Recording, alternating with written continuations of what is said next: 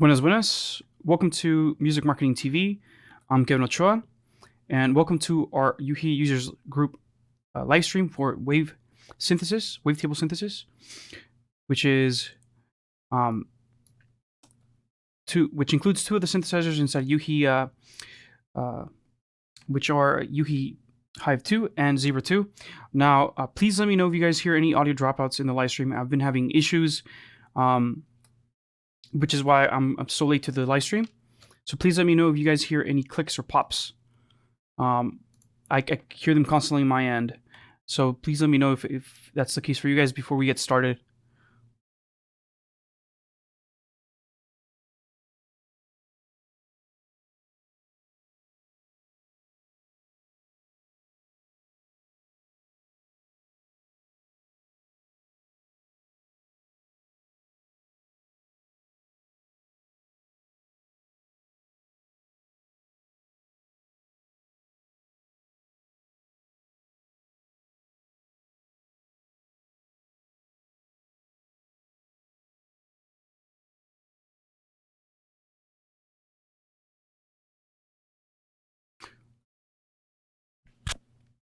So let me see if there's I can't hear any of the audio dropouts now that I'm on the mobile version of the of YouTube Studio. But please still let me know if there's any issues on your end. So let me see if there's I can't hear any of the audio dropouts now that I'm on the mobile version of the of YouTube Studio. But please still let me know if there's any issues on your end.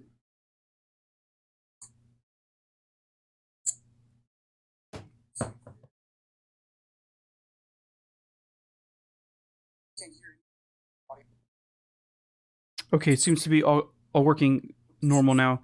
I'm gonna have to see your comments through the cell phone, but don't worry, I'll be able to see what you guys are saying on my cell phone. It's a bit strange because every time I've done this live stream, everything works really well with the Army Babyface Pro, but right now, every time I open up Chrome, I get audio dropouts. That's very, that's not cool at all. But I'll take care of that later. So here we have several instances of Yuhi Hive 2. As a matter of fact, this is an all Hive demo. So let me show you how big the project looks like.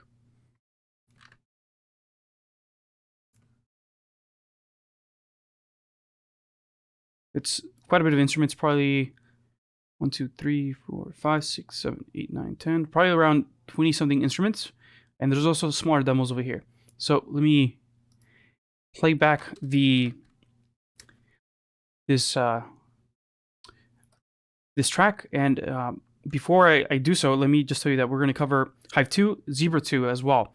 So we're going to go very deep inside Hive and also deep inside Zebra. So let's play back the demo.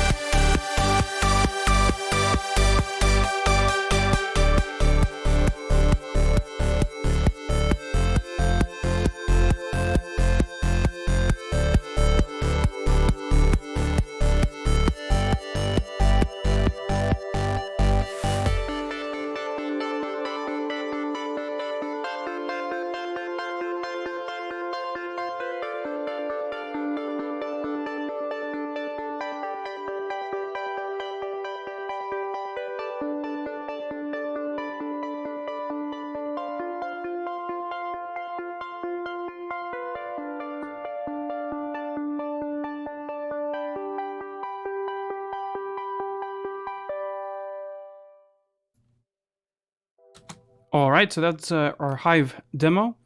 As you can see, everything in this demo is made of Hive. Now, there is also a few other little demos I have over here that I'll cover later. But basically, this is all either using stock presets or presets from the Yuhi users group.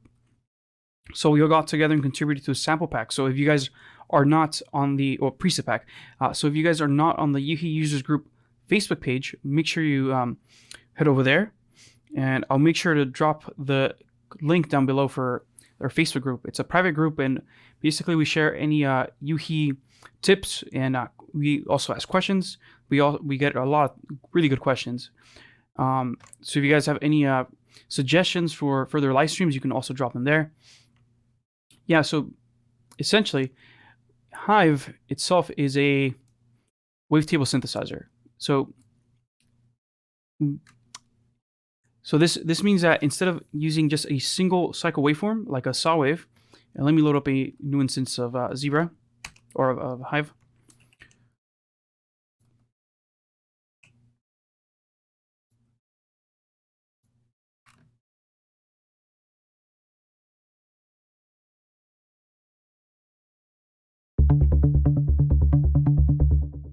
So instead of relying on just one single waveform, what you'll see here is that we have constant movement when it comes to wavetables. If I were to pick a regular sawtooth,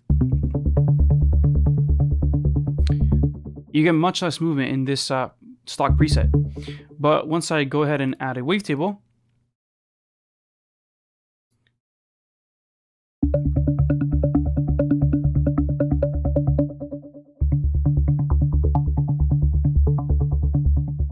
you get much more movement in your sound. Because instead of using just one single cycle waveform, you're going through many. So let's init this, and let me show you how to load up a wavetable. Here my first oscillator. I can right click and select wavetable to enable this, and by default, we're just using a sine wave. So we can browse through wavetables here, or we can click here to change different folders. So these are my wavetables. As you can hear, this is most likely a hi-hat or a shaker that I recorded.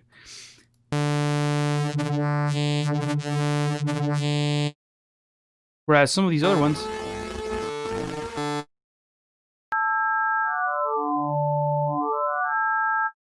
are very well designed, and they give you the option to use not just different textures, but different types of synthesis. So for example, here, we hear basically additive synthesis using the wavetable oscillator, because essentially, on your first position, you have very few harmonics. Let me open up the wave candy so you guys can see this very easily. Right, we got roughly 3 harmonics. Now as I change the position,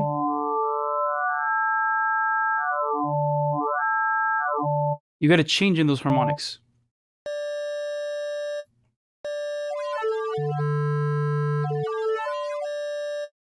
Same with this other additive waveform.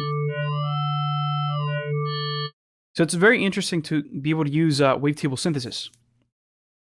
Now let's go ahead and grab one of these more complex waveforms.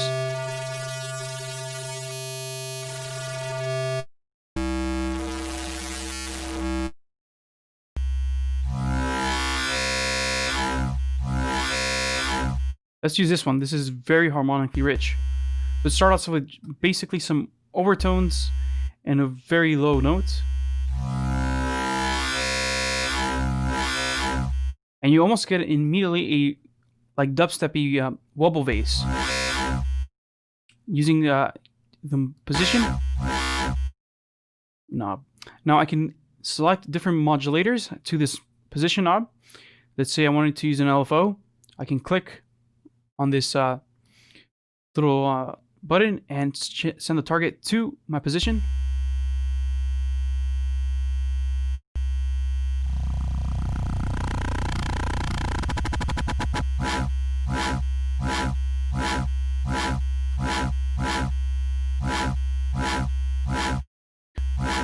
And now the LFO is controlling the position. We have several different options here. So we can use one-shot mode,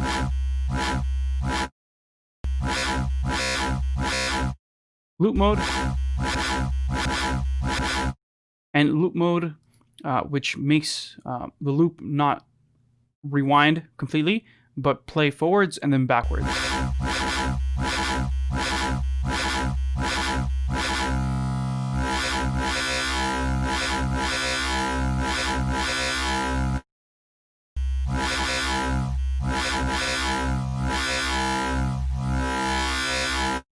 So if I were to remove the LFO, just the loop position itself would change the way this works. So perhaps you can load up a kick drum waveform and drop it in here, and then set it on one-shot mode to trigger that entire kick drum. Now, if I go to the tables, instead of just using one single cycle waveform, you can use multiple single cycle waveforms at the same time. Set this back on loop.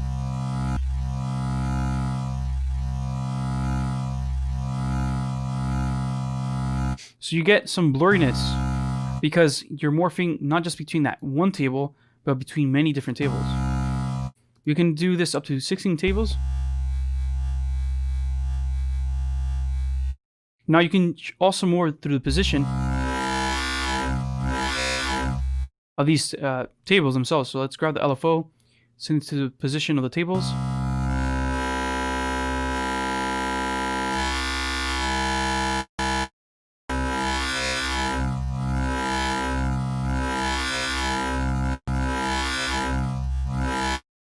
Now let's change the crossfade to switch. You hear there's a little bit more clicking going on because instead of switching between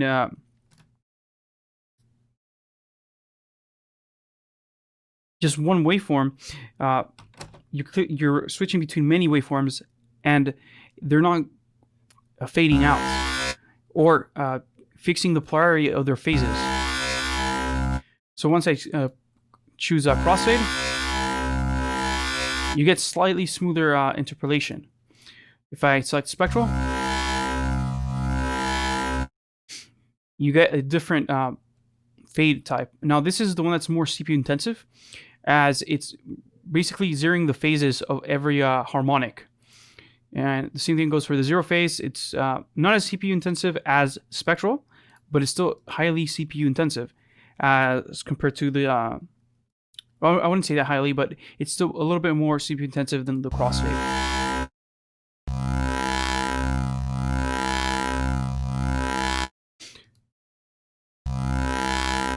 So this one, the way this one's different than spectral is that this brings every ending of or beginning of a wavetable to 0, and also the phases as well. So it makes sure that every phase is in goes through 0, whereas the spectral makes it so that the phases interpolate or smooth out within each other.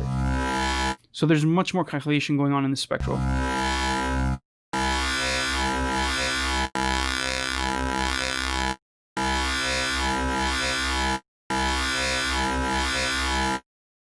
And it's actually much more noticeable, the differences between all of them when you set the table position to just 1. Because if you have them at 16, they're all, playing back simultaneously. So you get less drastic of a change because there's a lot of fuzziness going on between all the wavetables. A lot of detunement. So there we go. That's a basic overview of the features inside of the wavetable oscillator. You have also the reverse function. So instead of starting from the beginning, you can play from reverse. So this is cool if you load up a piano sample and then try to reverse it. You also have cyclic.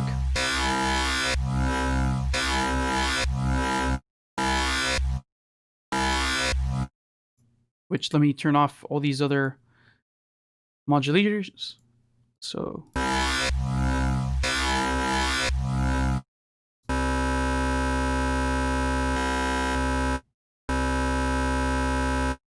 it changes the way hold up. Let me actually pull up the manual for that one, just because I don't want to butcher that. It's such an important thing.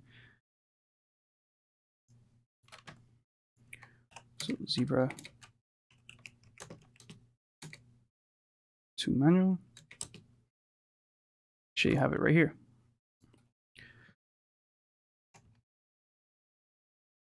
And I'm going to continue pulling up the manuals because they are very, very detailed, and I recommend you guys read them.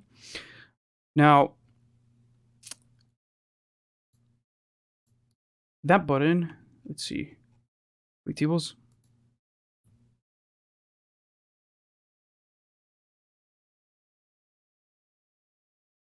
So here the manual says that cyclic used in combination with auto mode, this option adds a copy of the first frame to the end of the table, particularly useful for smoothing auto loop mode. Cyclic mode also lets loops cross wavetable boundaries. To test it, set a medium position, then switch cyclic on and off. All right, so let's go ahead and do that. So I already kind of had it in halfway position, and we had it looping.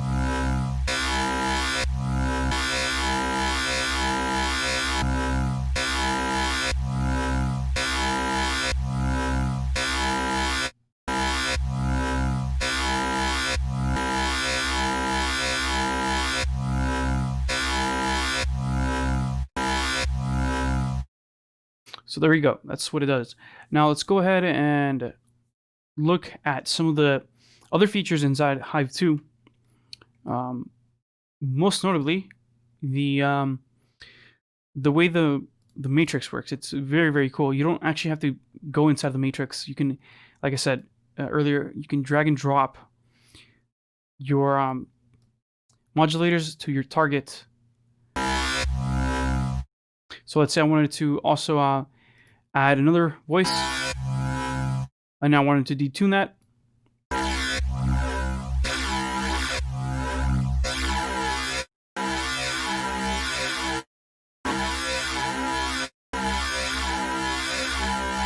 Now the LFO is modulating both the position and the detune. And like I said, the cool thing is that I don't have to necessarily move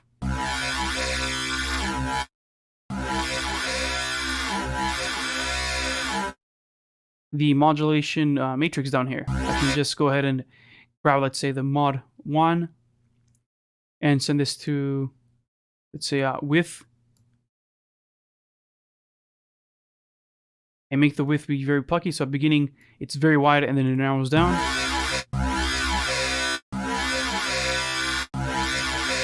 I could also do the opposite, have it completely open.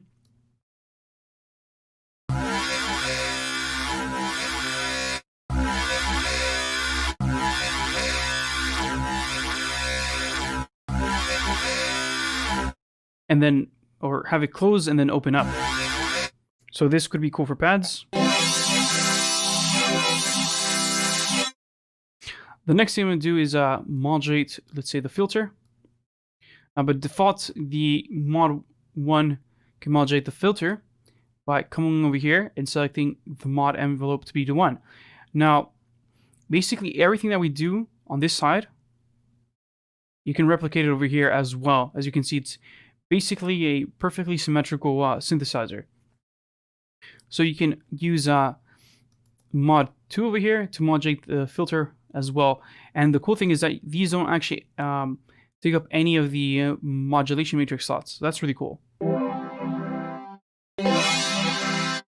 So let's use the mod envelopes. Mod envelope 2.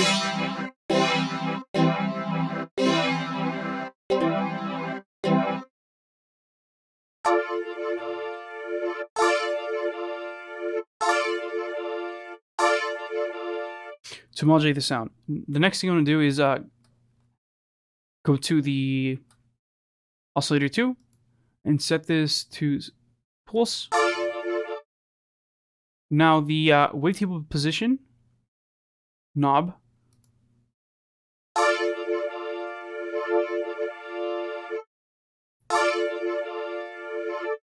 can be moved by the detune, I believe.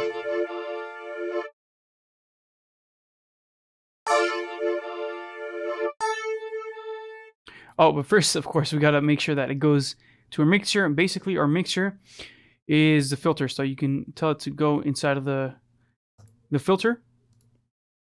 So oscillator 2.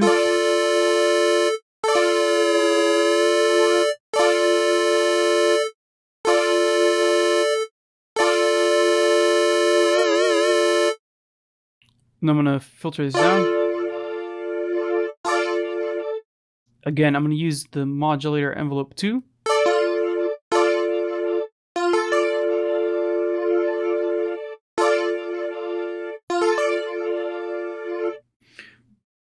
And if you listen closely,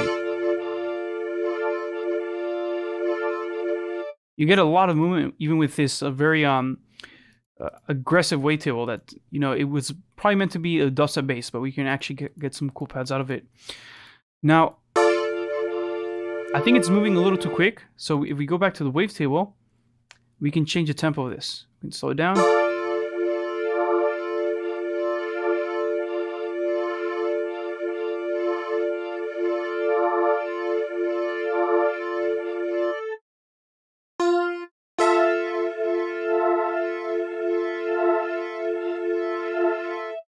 And there we go. We got a pretty interesting sound right off the bat. Now, I want to get you guys a little familiar with the effects tab. The effects tab is in the center hexagon. And let's turn on the effects. We got chorus, distortion, reverb, phaser, EQ, compression, and delay. Let's turn on the chorus first.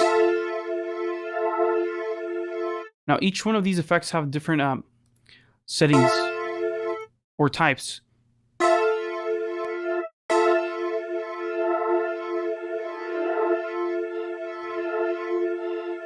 Let's turn on the reverb all the way at the end though.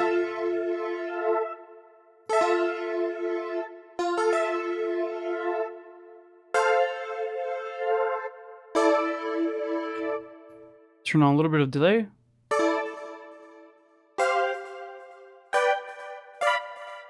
Oops. And let's throw some compression at the very before the end of before the delay hits.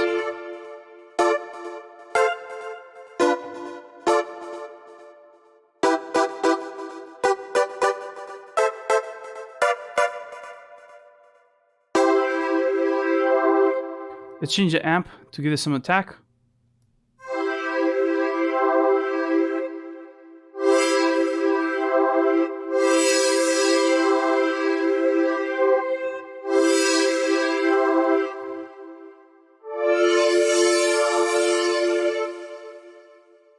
Cool, so you got a choir-like sound. And we actually didn't do very much with this synthesizer. It was very simple. And the thing that I really like about Hive is that basically all your parameters are on this big page. Yes, there might be some drop-down menus, and you might have to access the wavetable from the center, so that's a little hidden, but everything's basically just a click away. You don't have to worry about different pages or going through, you know, different how would you say, different looking GUI within the same plugin. So that always bothers me. So I really like that everything's housed in this one page with the hexagon and oscillator 1, oscillator 2 over here, and the filtering options right here. So it's very easy to learn. Now, there's a couple cooler features as well that Hive has that other subtractive synthesizers don't have, which are the shaper tools and the function tools. Let's take a look at the shaper tools, and let's init this patch. So let's grab a filter. Now we'll grab shaper A, send it to the filter cutoff.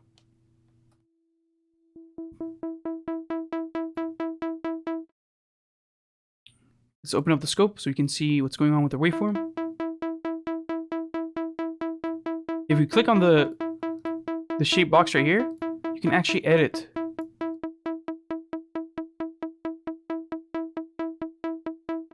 the shape of the shaper, and you can tell it to be open, close.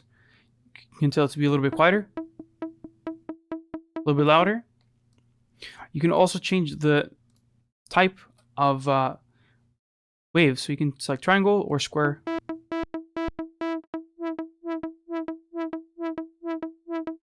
Cool. Now, if you add this to different modulators or different modulation destinations, you're going to get very drastic results. For example, let's say I put this on the LFO rate and I modulate the LFO to the, let's say the pitch. So select the semitone.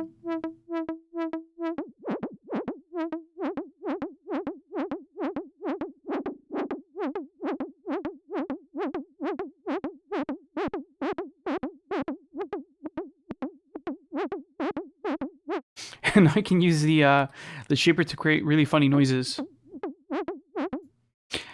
Let's say I wanted to make more than 2 steps on the shaper. I can just click on this to select how many more steps I like. I could also skip certain steps.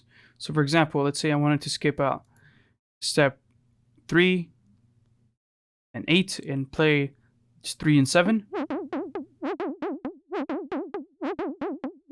I can do that.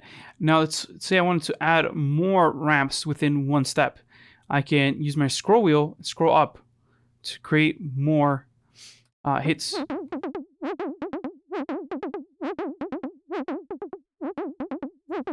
Let's grab that shaper once again and send it to the resonance.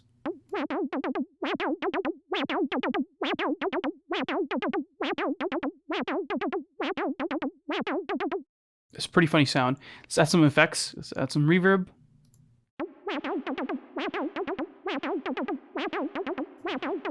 And delay, of course.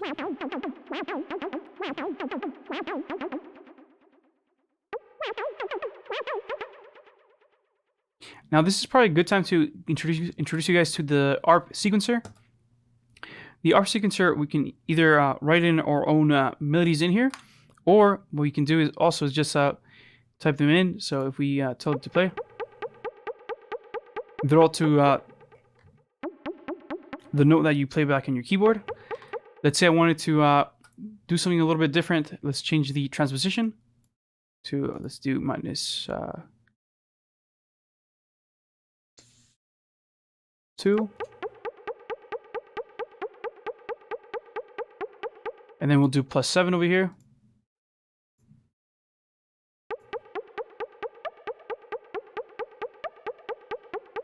Now let's say I wanted to play the whole 16 steps. I can change my time base up here to 16. I mean, not there. The steps over here. Let's copy the -2 setting from over there. And then we'll do -5. I can change the gate of my ARP.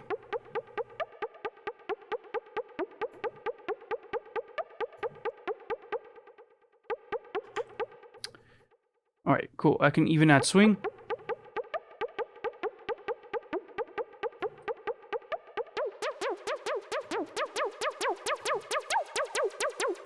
Now, a really cool thing that I like is the visuals on this plugin. Look at the filter. As I change the resonances, you can see clearly on the GUI the changes. There's also many different types of filters here. Let's use a band reject.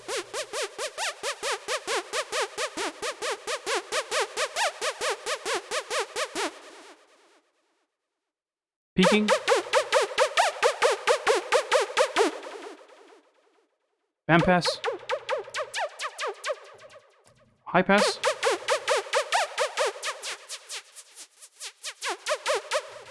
You can hear how amazing these filter sounds. They're just so clean. Let's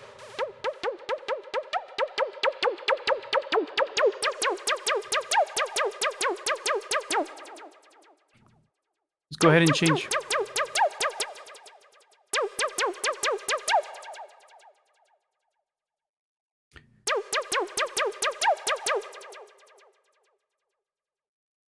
Let's set this shaper to 1x1. And now every time the ARP hits, instead of just staying on the same shaper, you can move throughout time.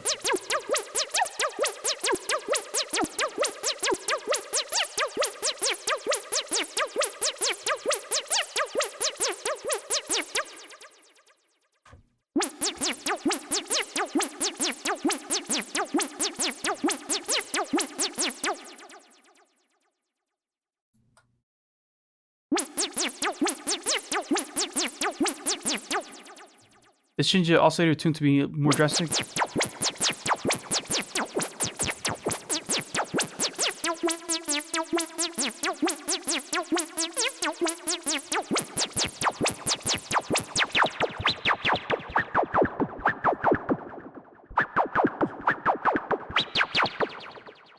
Cool.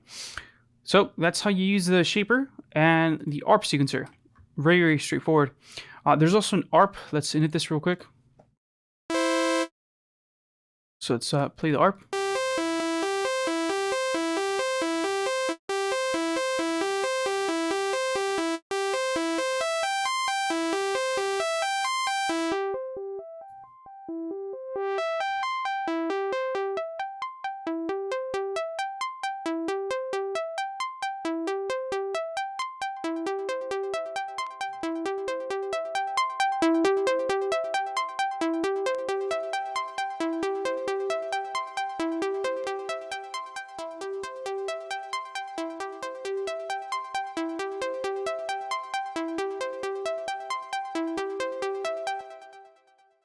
And just as quickly as that, you can get a really pleasant sound.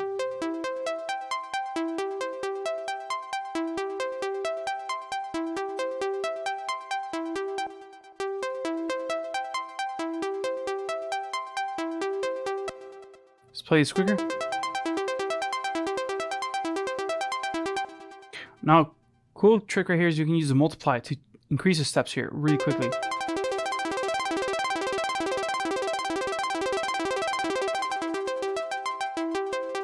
Or slow things down. Cool.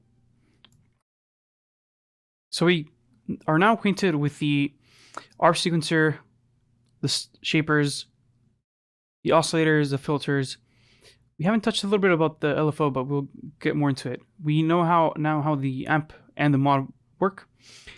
And we also have looked a little bit into the effects section. So let's look at how to use the XY, which is really similar to Zebra. So as you can see here, we have 4 parameters that we can modulate. So let's go ahead and grab the XY. So we have,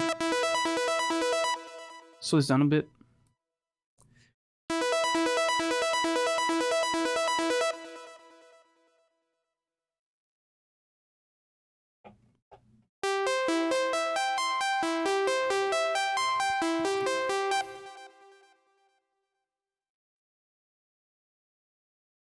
So here we have the XY1. So that's in this bottom panel right here. We have number 1 right here.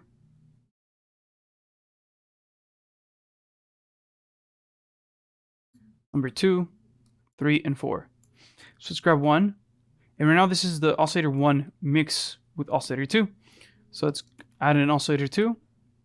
And let's set this to be, let's do square wave.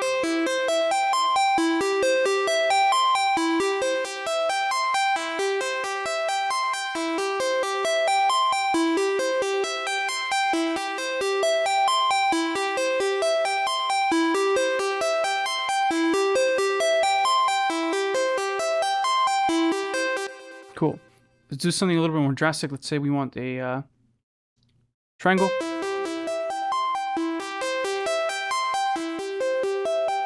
So you get a much softer tone with the triangle wave.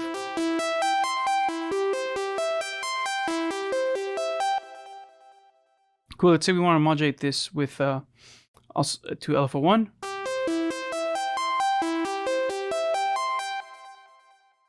Go to matrix. Let's go to. Actually, I don't think you can do that. Hold on.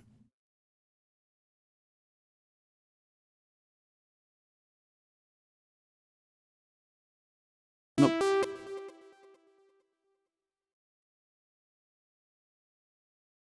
Nope. As you can see, whenever you can actually modulate something, you get a little box around things. See how nothing works on the XY because these are more like performance. Let's also set the one to also be the filter cutoff. And then let's do the filter keyboard follow.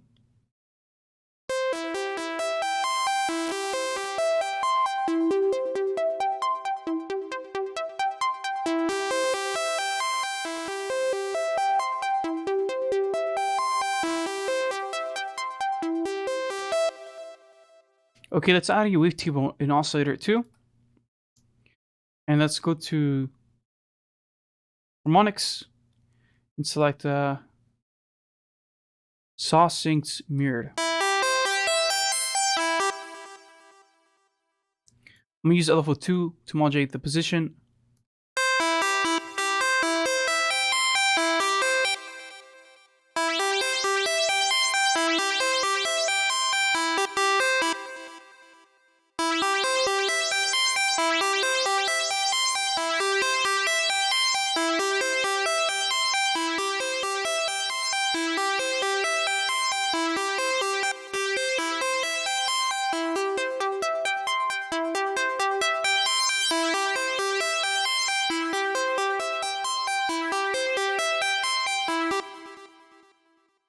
Now let's use that same X1 or Y1 parameter in this case and send it to be modulating the wavetable position as well as the position of the tables.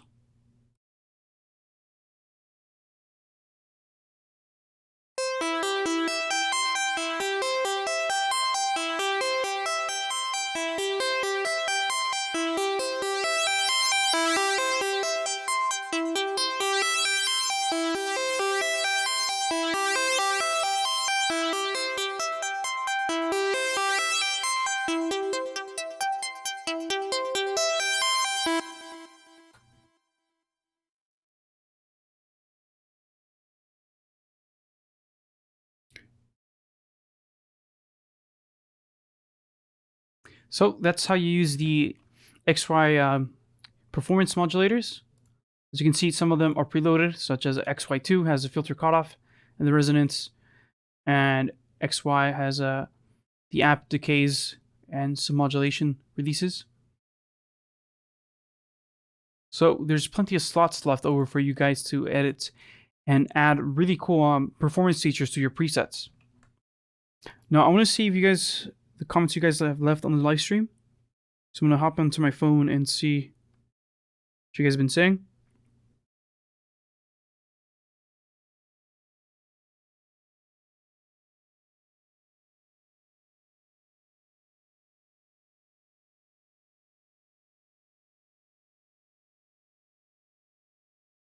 All right, and let me know where you guys are tuning in from. How you guys are doing. It's almost summer, so let me know what you guys have planning for the summer. Okay. Okay, so now we know how Hive 2 works. Let's look at Zebra now. Now, Zebra is a beast of its own. It was kind of difficult for me to, I wouldn't say learn it, but I was like really scared of it. I don't know why. Kind of like with Melodyne, I was really scared of learning Melodyne, but I just had to, and I did. So let's open up this little sequence I made with Zebra. It's nothing special, but it will allow us to look at the really basics of what Zebra does. And then we'll come back to Hive, because this is a Wavetable live stream, of course. So here we have Zebra 2. It's very simple kick drum and bass sequence.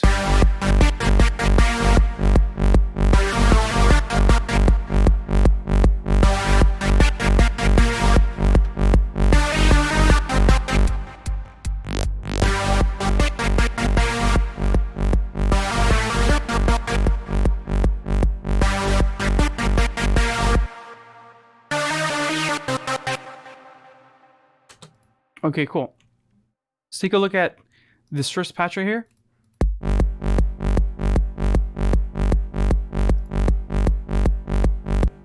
You can see on the step, we're in the wave candy. Let me pause the wave candy.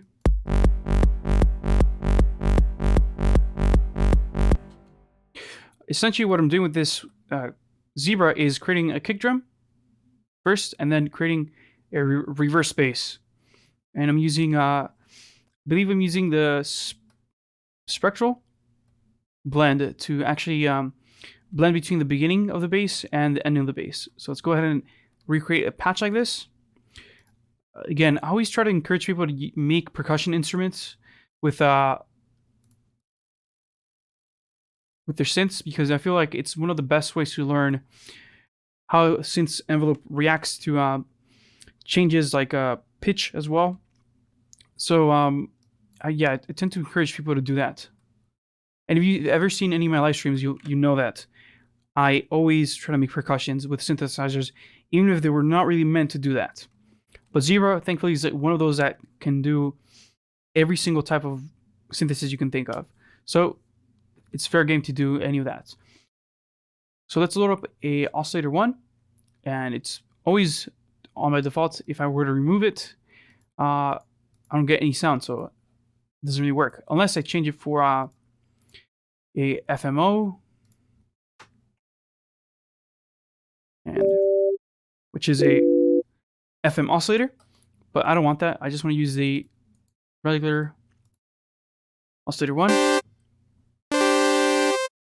which is just a saw wave. I'm going to change the level so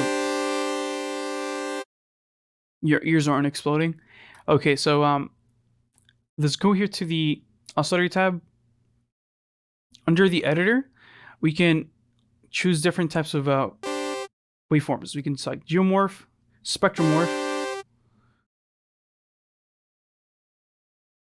geoblend, and spectroblend. Now, the geoblend and the spectrum blend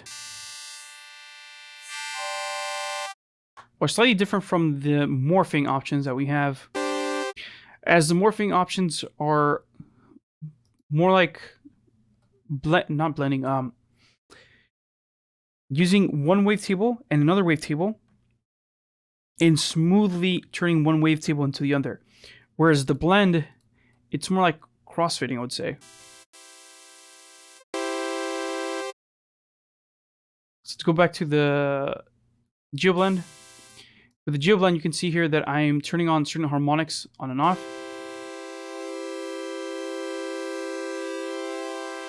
Actually, sorry, that I'm changing the actual waveform.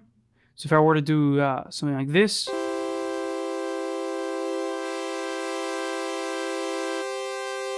I get something that sounds like a saw wave, because that's really similar to what a saw wave looks like.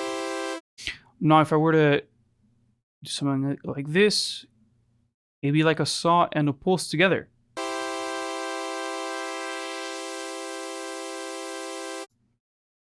Do it like this.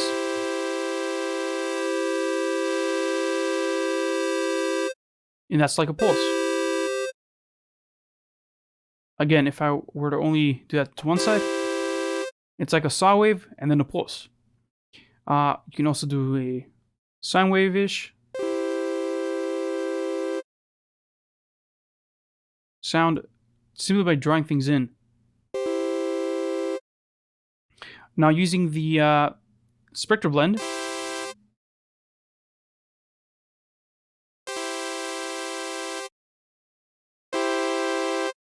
we're actually editing additively the waveform. So if we wanted to have everything be on the correct phase, we bring them up here by sending different frequencies down here, or harmonics. We're changing the phase of them.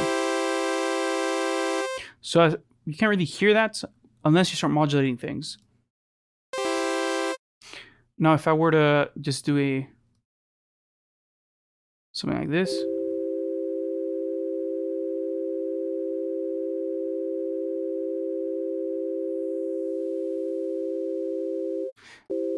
you get something that's more similar to a sine wave. forgot to unpause this wave candy. There you go.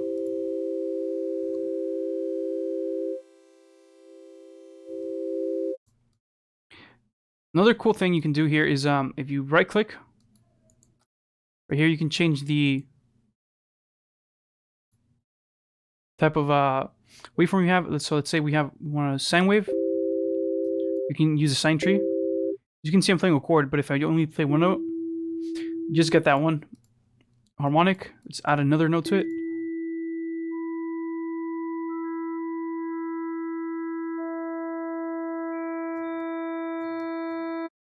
As you can see, when you add certain notes, they might not sound perfectly in tune.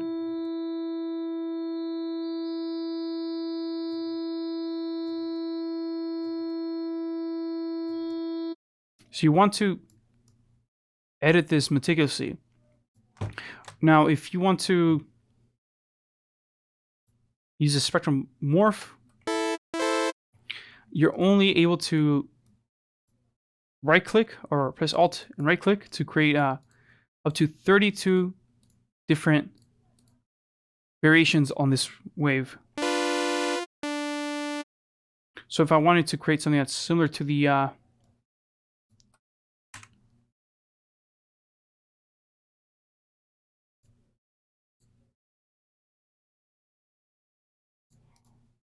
sine wave that I had earlier, let's just go back really quickly.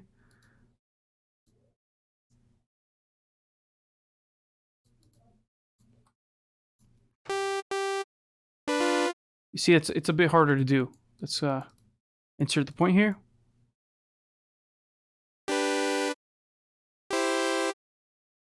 Do the same over here. Insert point.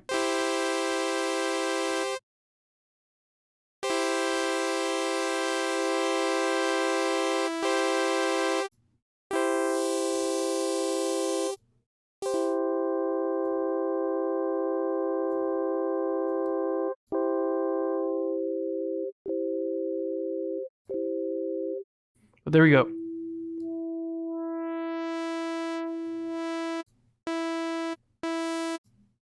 So it's a slightly different way to make your waveforms, but once you start blending them, they will sound quite a bit different. Geomorph works, again, differently from the GeoBlend, where, again, you only have 32 different insert points instead of being able to change everything based on a sample basis.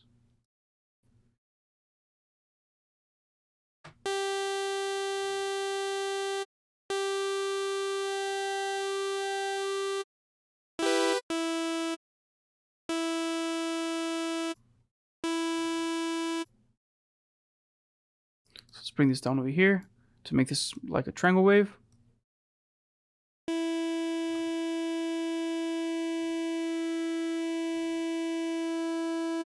If you see it, as I add more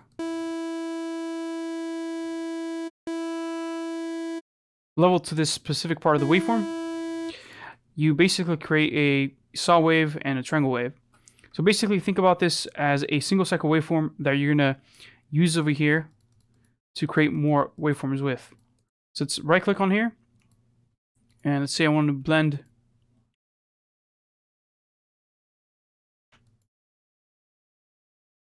this way with this one, or let's say I want to go back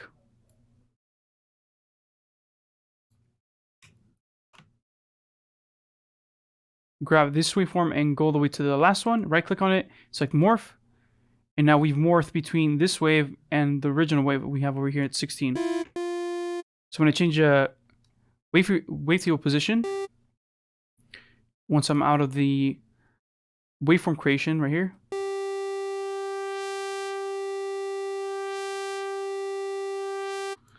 I can smoothly transition between one waveform to another.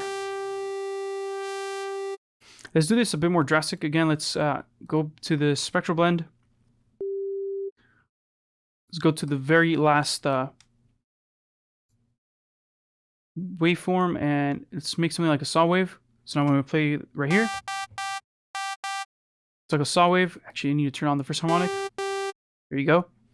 And if I go to the first wave, like a sine wave, right? So now if I click on the very last waveform and select morph, we smoothly morph between all the different wavetables.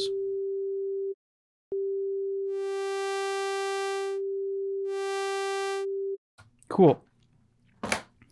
This way it's easier to draw things and then actually create your own waveform. And talking about creating your own waveform,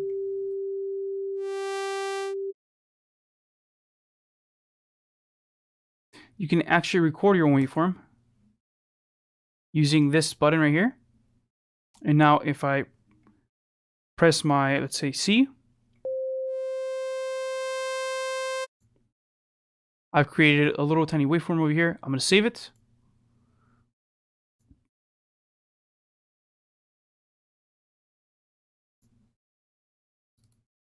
Change the name of it to zebra to hive. Press OK. Save it. And now when I come over to my zebra info, so let me press, go to Yuhi, under my documents folder, go to zebra. You get wavetables. You hear the two wavetables I just created. So let's grab the zebra to hive wavetable, copy it, and we're going to take it to hive.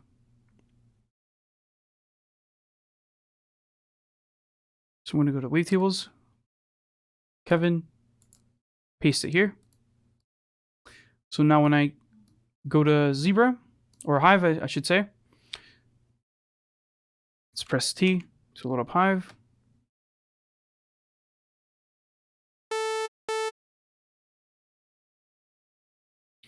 When you go to the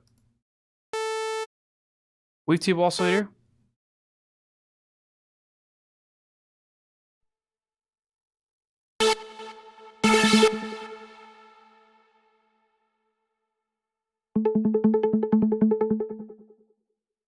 let's init this. Okay, so let's out of the wavetable oscillator, go to my folder, select zebra to hive.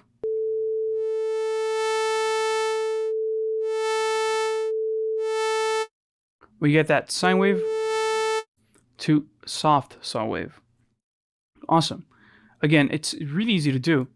You just come to the editor, make a change to a waveform. So we want to do this to, let's say that. And right click on the last wavetable and select morph. Then we're going to go press record,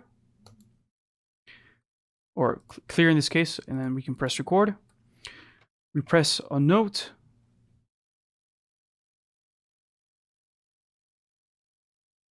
And go through the wavetable.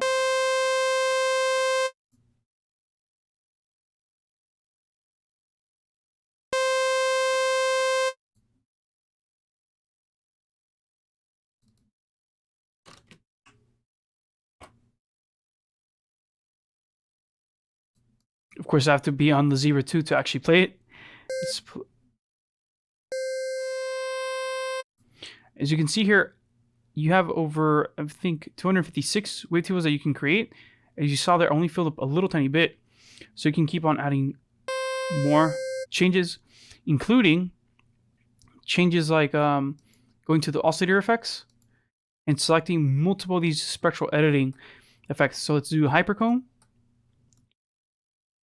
And let's do something cool. Let's grab an LFO.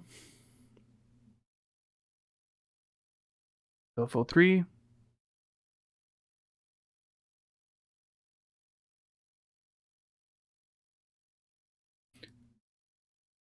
I'm going to tell it to also modulate the waveform over here.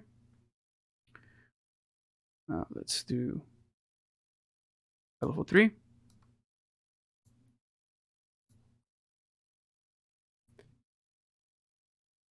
And I'll tell LFO 3 to work with 1 bar. Let's clear the recording real quick. And I'm going to press the note, and this is going to record the LFO processing the wavetable and the hypercone.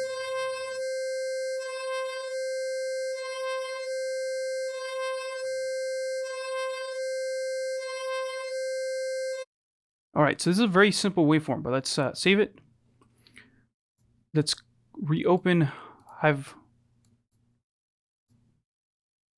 or refresh it by right-clicking and selecting Refresh Wavetables. Now, when I go back to Kevin, you see that the new wavetable should be added. Hold on. I have to add it there. Hold on. To go from the Zebra folder.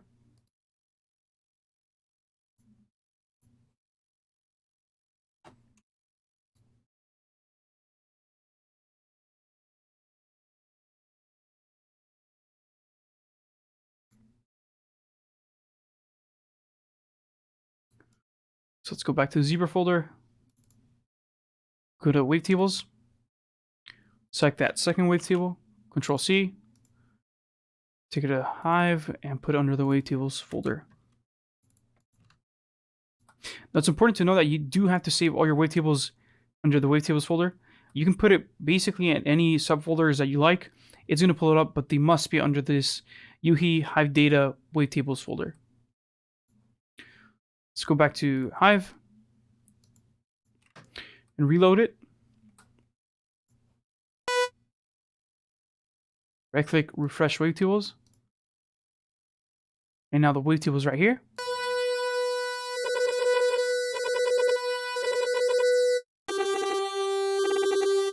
I'm going to tell it to slow down the tempo. I'm going to grab the LFO to modulate the position, but I'm going to tell it to modulate this very slowly. Let's do 10 seconds.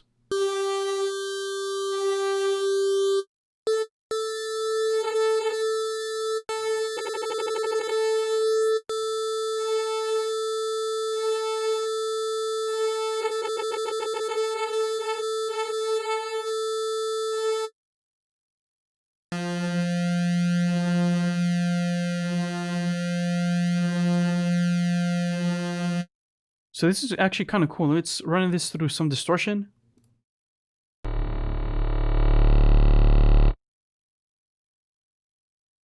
Let's lower the output.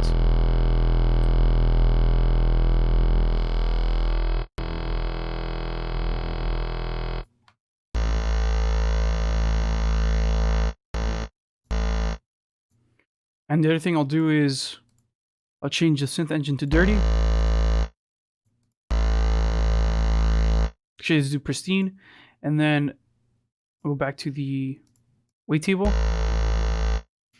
Put the tables to be 3. Tilt to do spectral.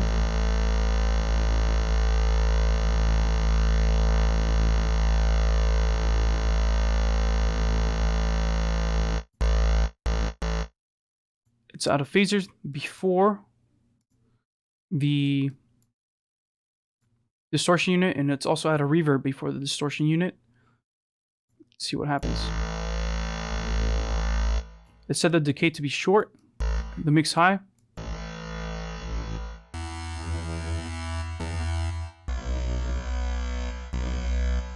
The next thing I want to do is I'll do pitch manipulation. I'll go from the mod 1 to modulate the tune.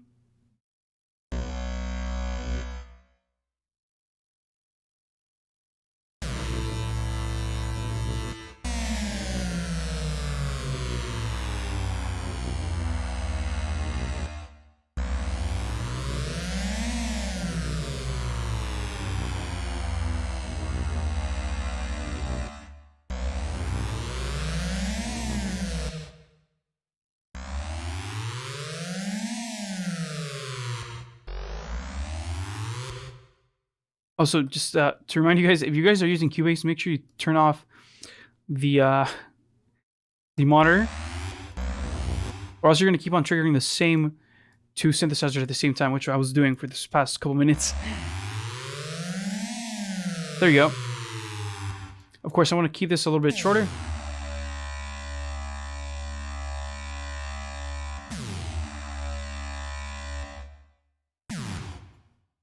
go back to the wavetable.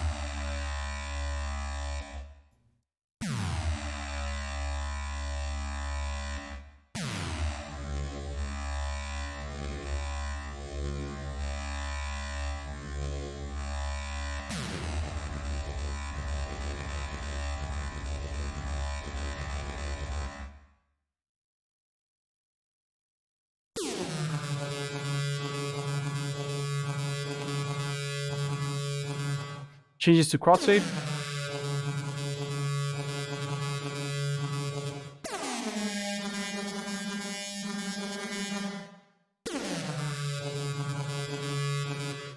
Cool.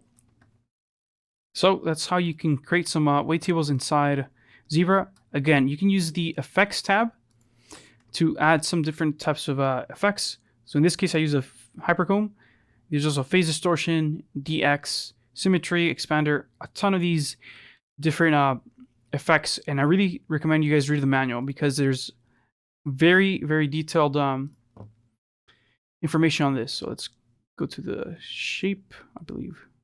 Is it shape or...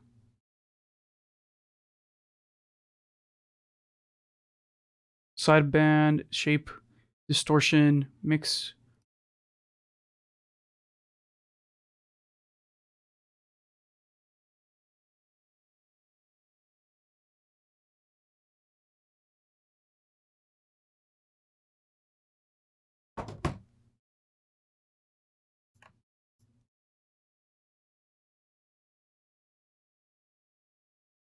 Let's go, where was it?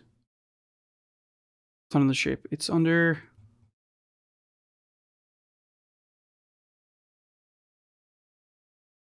here we go. Oh, no.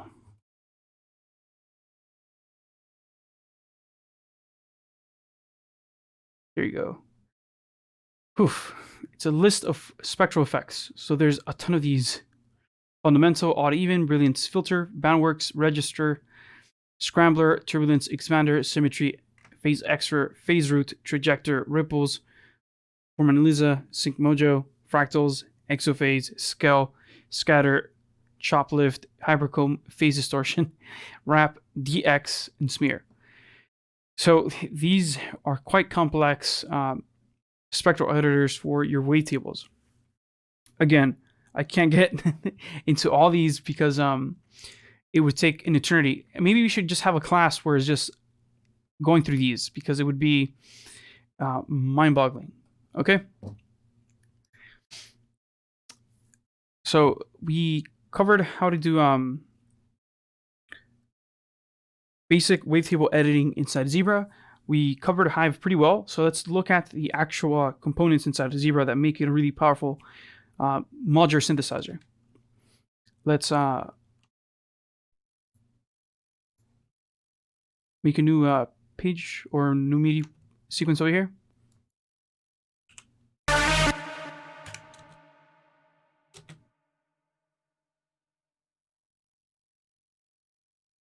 And let's drag that melody that we had over here so it's easy for us to actually continue the class.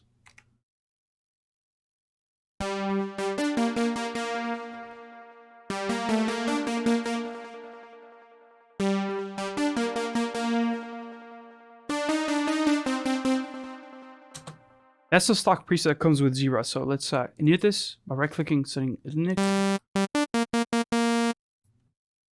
And here we have the first oscillator. Of course, this is preloaded. However, you can load up to 4 oscillators, regular oscillators, and you can load up 4 FMO oscillators and multiple noise and distortion effects as well inside this mixer. Now, this mixer has 4 slots. We have 1, 2, 3, 4, and whatever is on top is being modulated by whatever is below it. Unless we have one oscillator and then a second oscillator down here, then these two are just being mixed into this one mixer. However, if we were to have a filter, then the filter would be modulating oscillator 1. So let's add a distortion.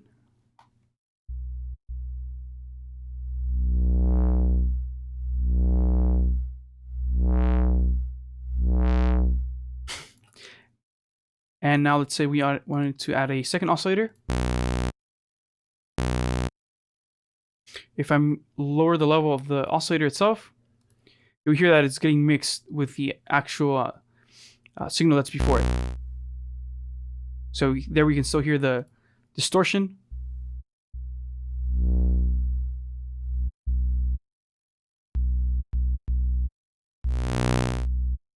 So let's say we wanted to use the LFO to modulate between these two.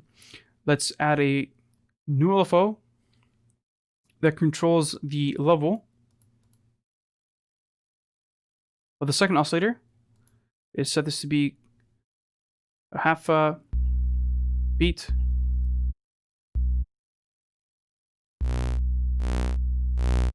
Actually, let's do 1 beat. And then we'll tell oscillator 1 to fade out whenever the other oscillator comes in. So let's do, or we can do this with the filter too. So let's go to filter cutoff, set this to be modulated by alpha 2, but let's affect it negatively.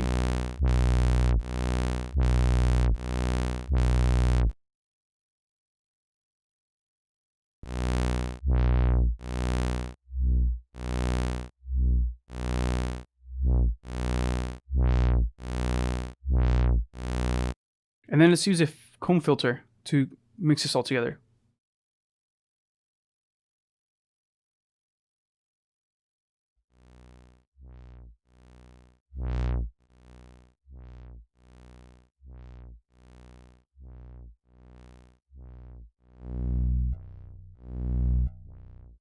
Let's grab the alpha 1 or alpha 2, tell it to modulate feedback.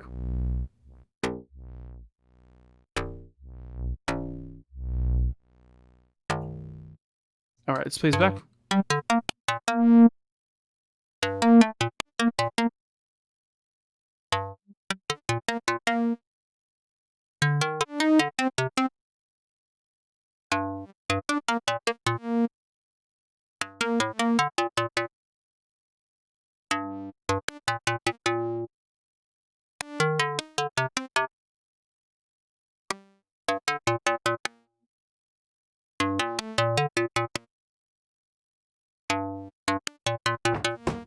Okay, so we can hear that there's the plug of the filter coming in, the comb filter that is, and we're also getting that the fading between oscillator 1 and oscillator 2.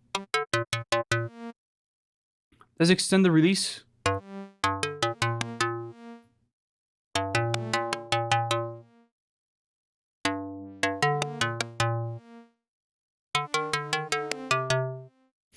And I'm going to set the oscillator 2 to be affected by some of these effects. So let's choose ripples. I'm gonna use the alpha 2.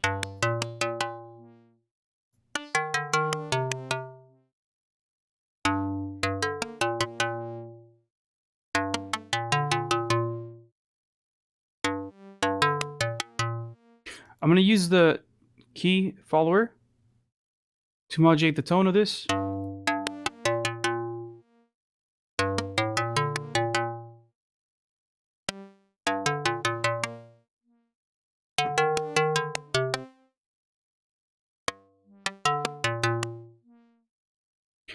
And finally, to wrap this one sound up, let's go to the global effects, and we're gonna add an effect here. So let's add a delay.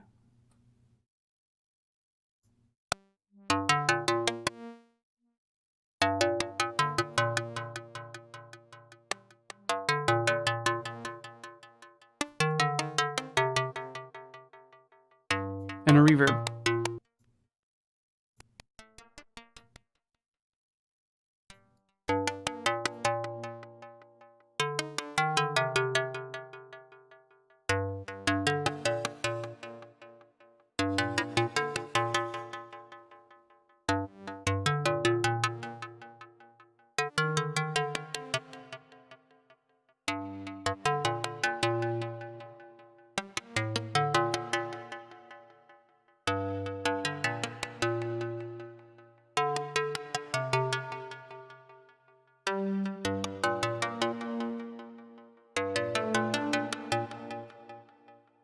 Now I'm going to use a second envelope. I'm going to route the oscillator 2 to secondary filter.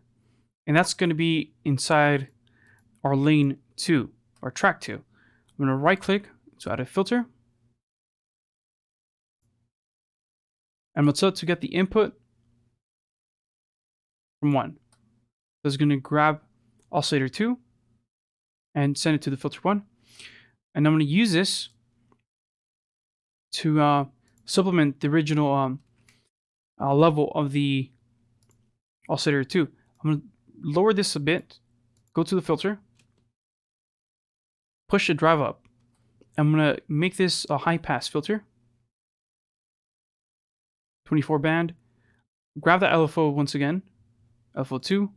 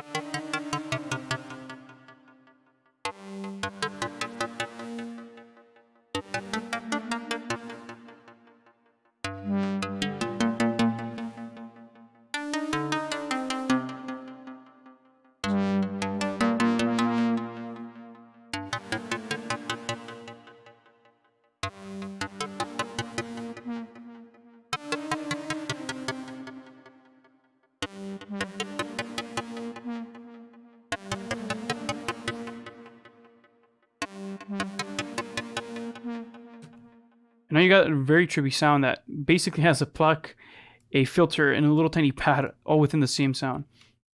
Very strange. Another notable thing to say about using the different lanes.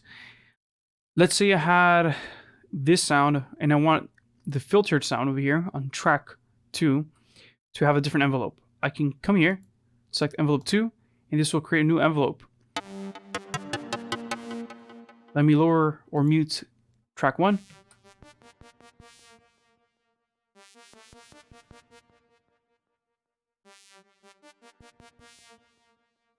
And now I have a different envelope. If I make the attack even slower, or make the release tighter. If I run this to the distortion unit,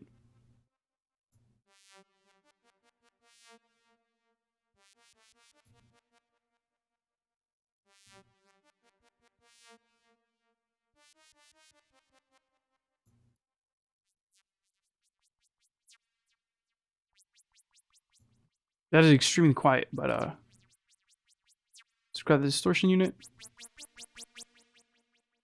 Push it higher.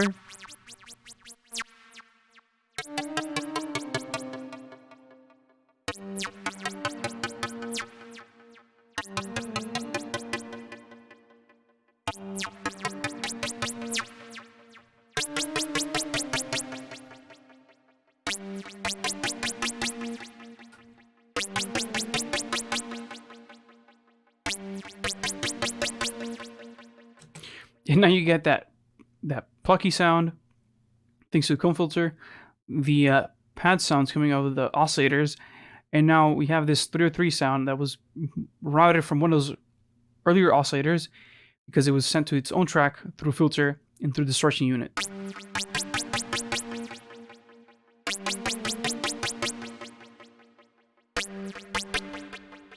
We can even add envelope 2 to also modulate the filter 2 cutoff. So it's an envelope 2.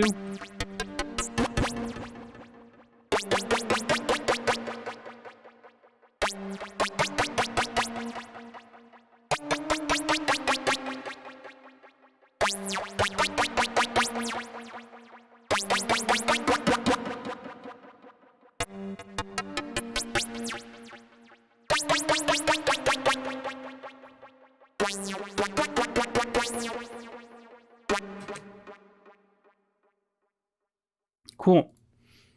Now, let's say we wanted to make this its own sequence inside Zebra. So let's go to the ARP section and let's turn it on.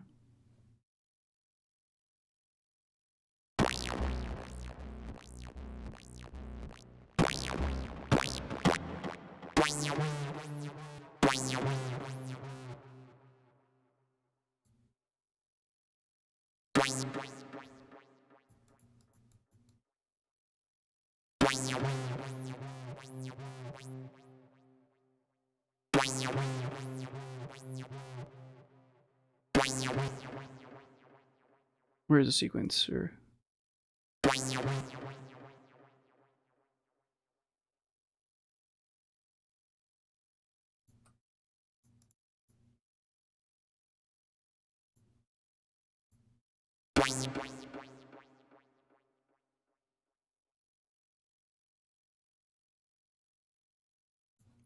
I just forget. Okay, let's go to oscillator 1. Mixture. Set the volume to be controlled by the sequencer. Part mod 1.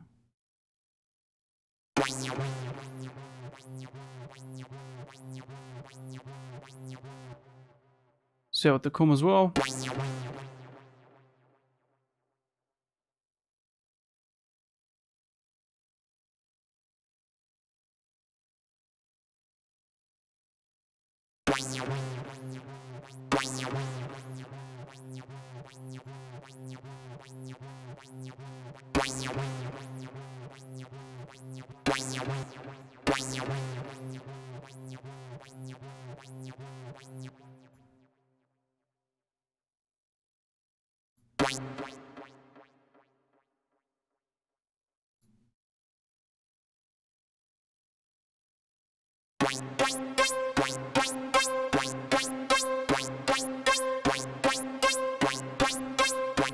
Okay, now that we set up the routing where we want to send the ARP to for modulation, which is comb, let's use the step sequencer here. So let's change the length of some of these notes. Set 2. Let's do something really weird.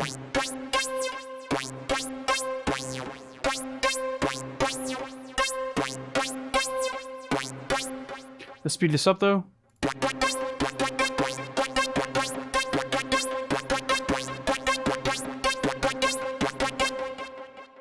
Change the transposition of some of these notes.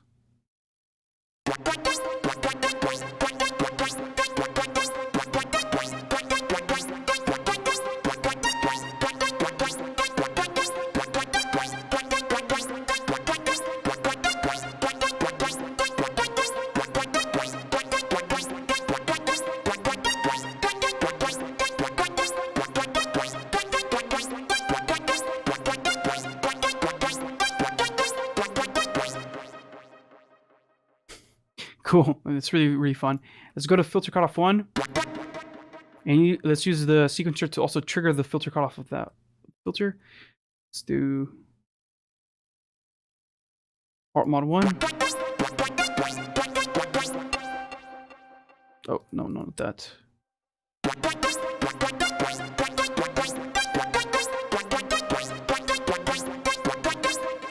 A really cool thing about the sequencer is that you can select how many voices you want. Let's check this out. 5, 5, and 5.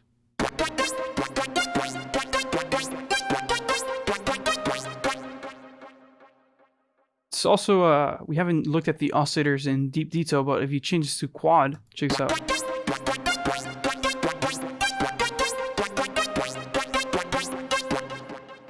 Let's do the same with the second oscillator.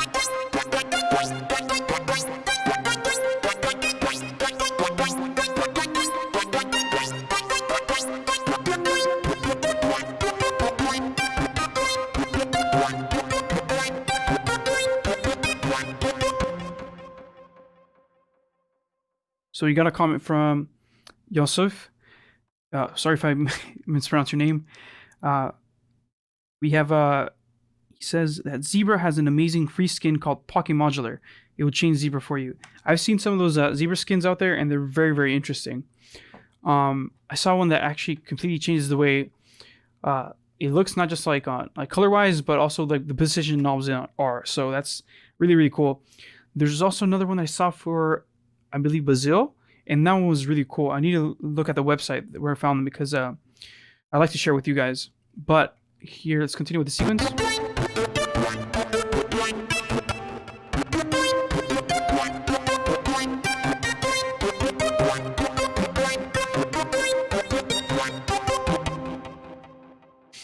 Okay, now let's say we didn't want to have all these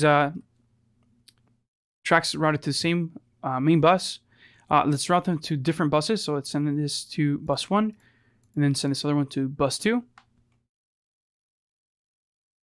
Now, when you press play again, you won't hear anything come out because you need to go back to the main mixer over here, out of the little bus.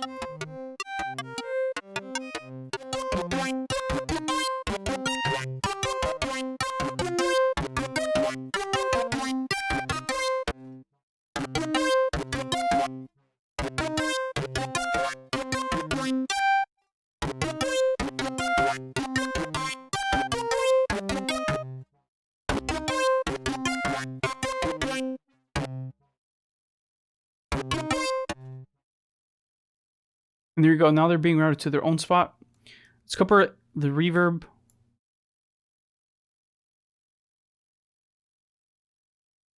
to both.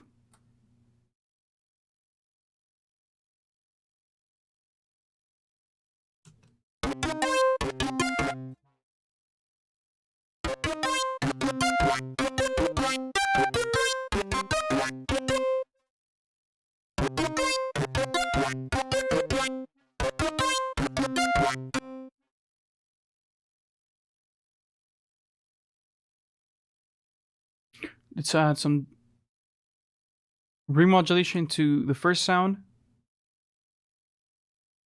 This is very, very slightly. And now what we'll also do is make sure that we're getting the input from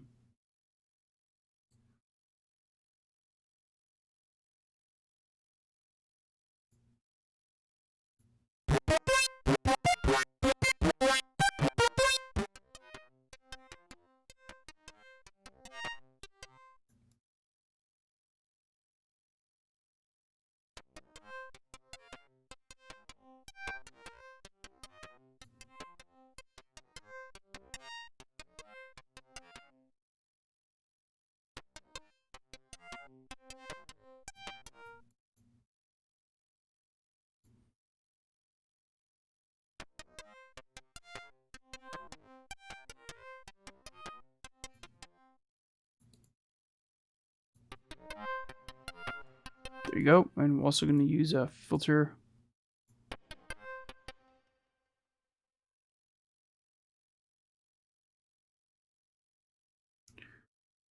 Let's do a little tiny bit of distortion on everything.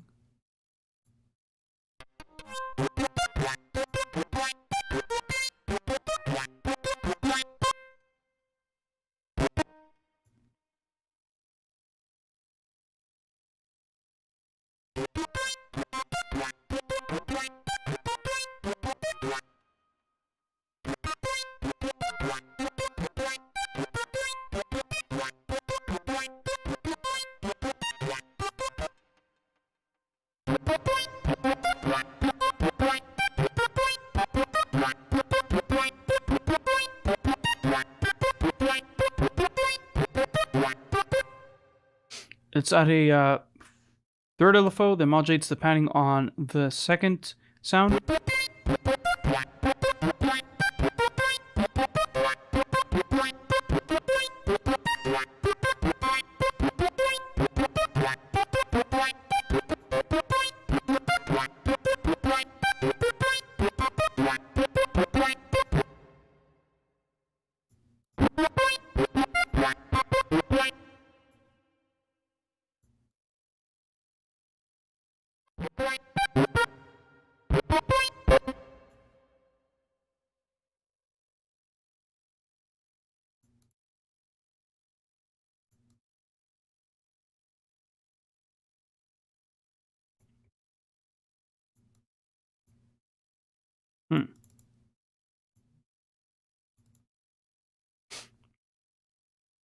Mix 5.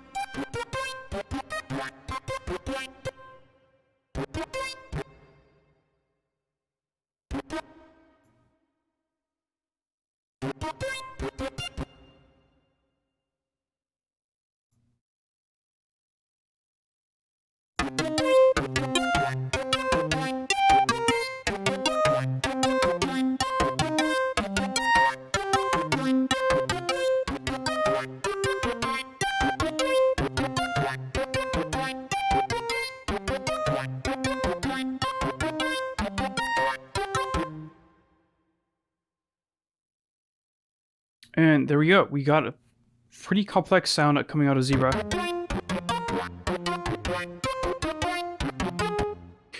Zebra also has these performance tab similar to the one in Hive. However, I'm not going to get much into this because we are running out of time here.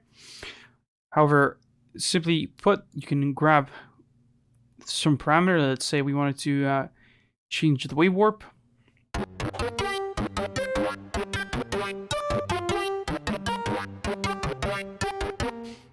Let's choose this on multiple oscillators, and we actually have to change the wavetable here. So let's change the last wavetable.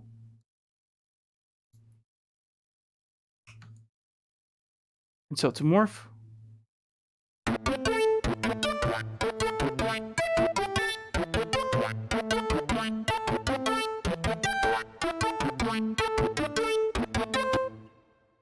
Let's also add this to, let's say,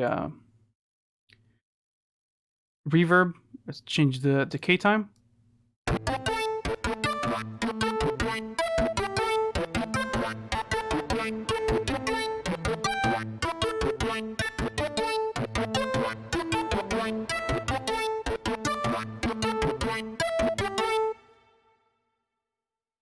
And there you go. You got some really basic performance modulators. Another cool envelope that I'd like to just briefly cover is the MSGs. The MSEGs are multi-stage envelope generators. So this means that you can left click and then left click, alt click and then left click to create basically sequences. So let's add another click right here.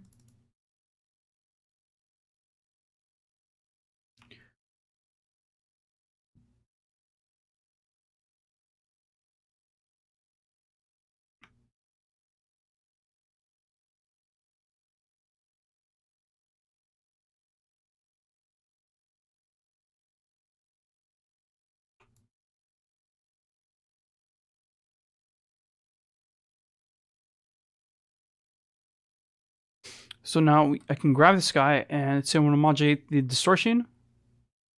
Actually, can I modulate distortion? I don't think I can. Let's grab the filter cutoff.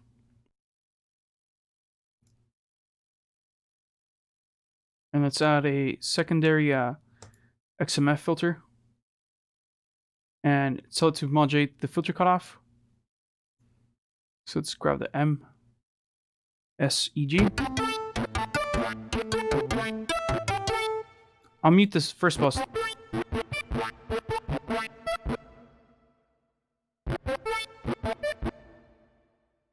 Let's mute the ARP as well for a second.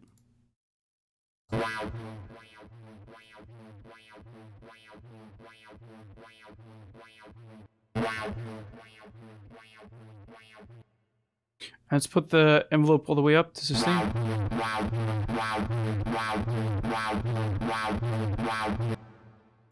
Let's go back to the filter and also use envelope MSG.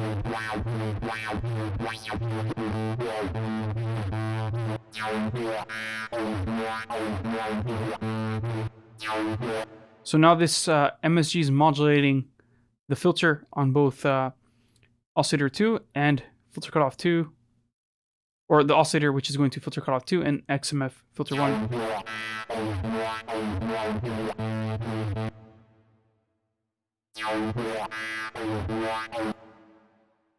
Turn the arpeggio. So we change this to single. So we'll keep modulating things. Let's also add it to something on, let's say, wavetable position.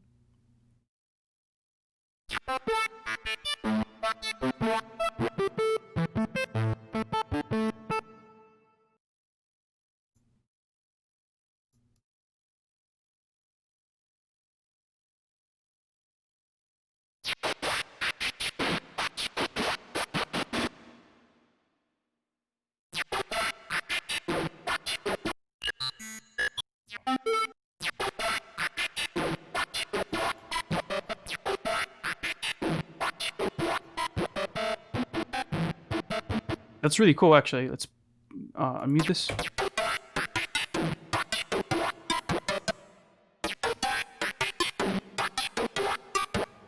Oh, yes, I forgot about the MM matrix. Okay. Let's grab I forget that sometimes there's hidden features inside of the UHI synths because they're like out of sight. For example, in Hive, you can even modulate like, let's say, random, flow, the semitones, even though it doesn't have, if you grab the LFO, it doesn't look like at first like these are something you can modulate, but you can, right? So yeah, forget that you can do that. Let's grab the matrix and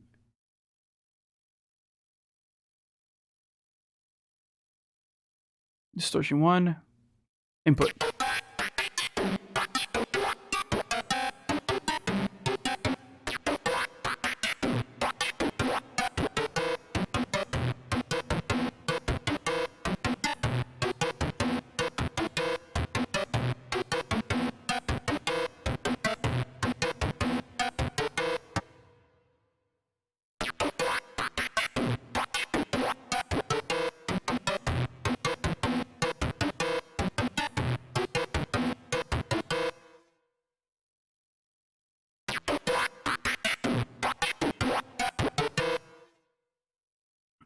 Okay, so yeah, we learned something new. You can use the matrix to modulate distortion.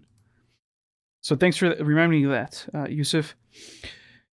So yeah, I mean, we've covered a lot of things in this live stream, and we've almost hit the 2-hour mark. I think we're maybe two hours away from the hour mark. So let me know if you guys have any questions about Zebra 2. So this is going to be open Q&A because I think we've covered pretty much everything. I mean, the global stuff is pretty much self-explanatory. The only thing we didn't cover is a frequency modulation oscillator, which we covered in the last live stream. So if you guys have not seen the live streams we've done on the subtractive synthesizers and the FM synthesis with UHI synthesizers, please check out the live streams we've hosted last month because they're really, really helpful. Especially the Bazil one, because I took a really deep dive into Bazil, and it's an amazing modular synthesizer that has so many ways to route frequency modulation or phase distortion, or phase modulation, as you properly call it in digital world.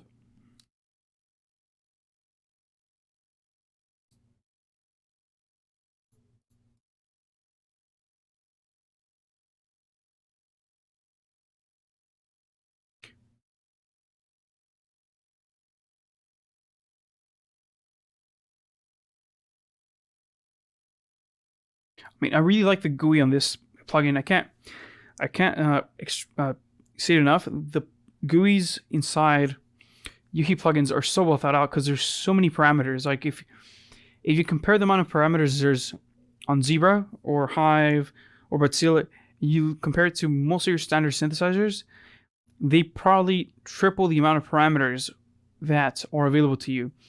And even like blow any synthesizer out of the water when it comes to modulating parameters. I mean, Serum is pretty good, but this thing can modulate so many things. Can I create a growl? Yes. Do you want to see it done in Zebra or Hive or both?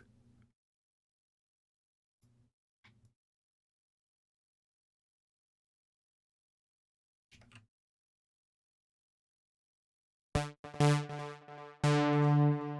pick a good note. I think G is a pretty good note.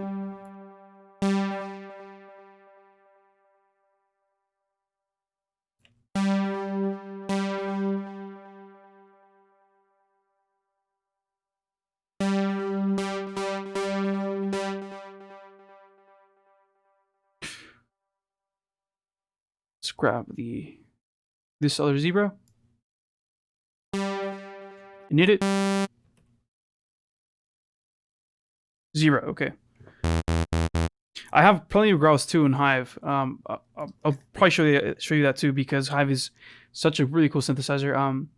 But Zebra, the way I was trying to explain it earlier was if you go to oscillator 1, or pretty much any oscillator here, you grab the 2 waveforms here inside of the editor, and you go to the last one, and select let's do GeoBlend. Or a spectrum mode should be the best one. And what you'll do is press Alt, left click, or right click. Actually, it's right click to create variations in your sound. So this is a spectrum.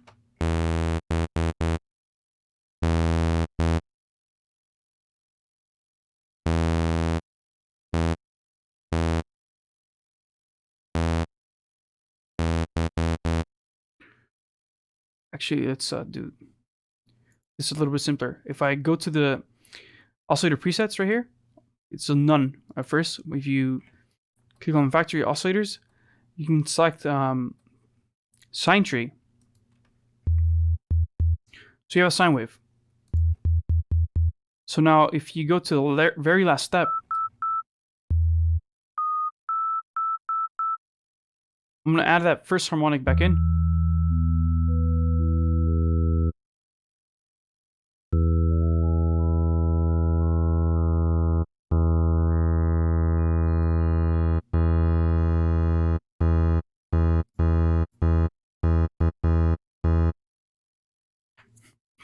And I'm going to create a waveform that has more harmonics.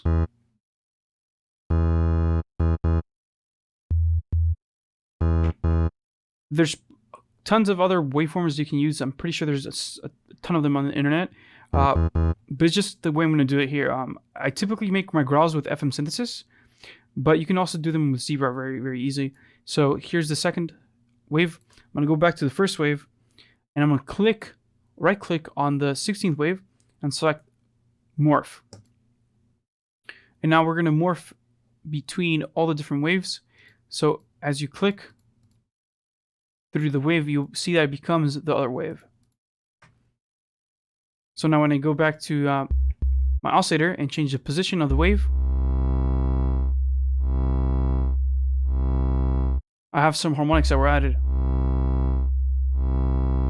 So even then, you can kind of hear some growling going on. The next thing I'm going to do is route this through a distortion unit. Now I'm going to do the distortion unit before filter because I'm going to distort once again. So let's select shape, or let's do regular distortion first.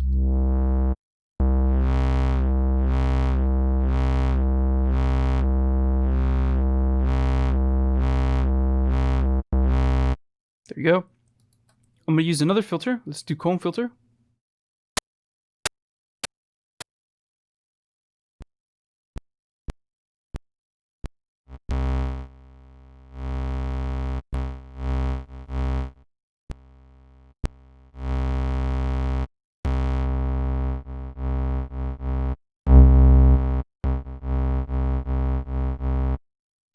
And now let's grab a LFO.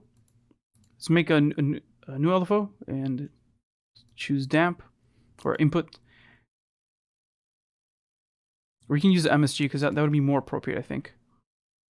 So let's create a little 4-bar loop.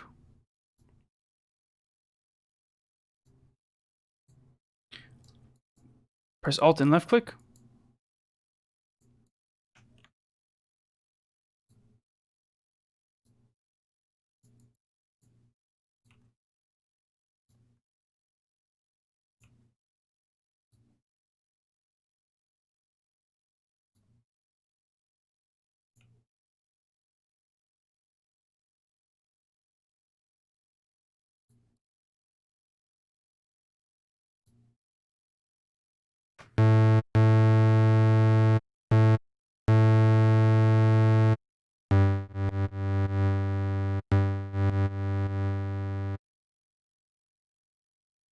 And if you left click on a wave inside of the MSG, you can change the node going between one, or the spline going between one dot and the next.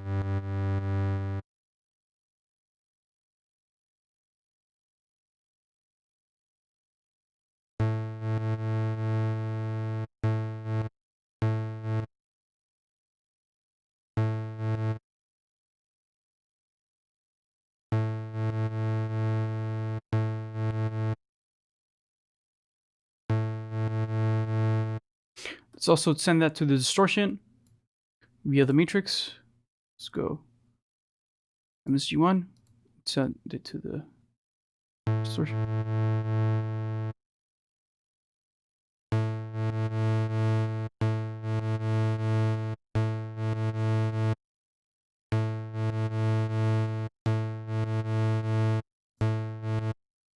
Let's add a new distortion unit.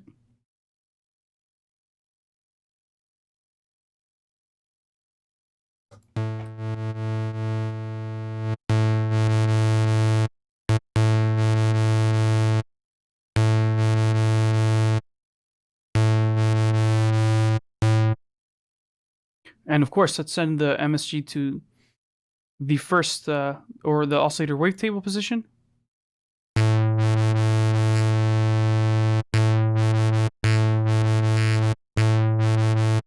Choose dual, detune. You press shift, you can make really small fine adjustments.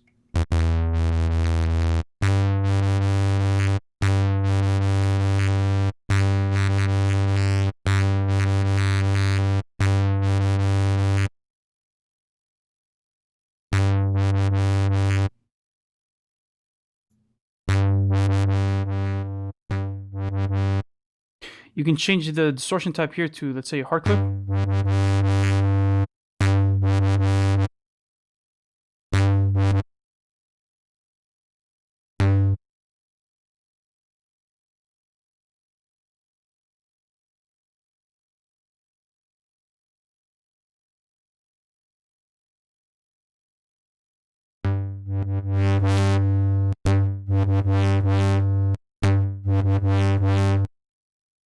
Now with the comb, I want to change the, I can either change the tune or the flavor, the tone.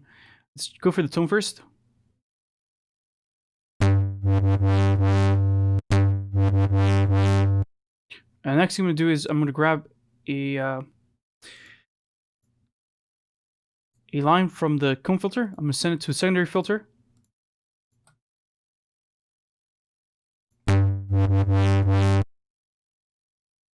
Grab, let's say, a high pass filter. And have it input from 1.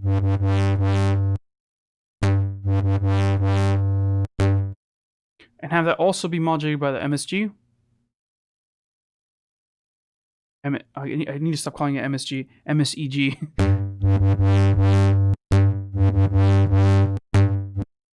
And now I'm going to grab a distortion unit. Or let's see, I ran out of distortion units. Let's do foldback.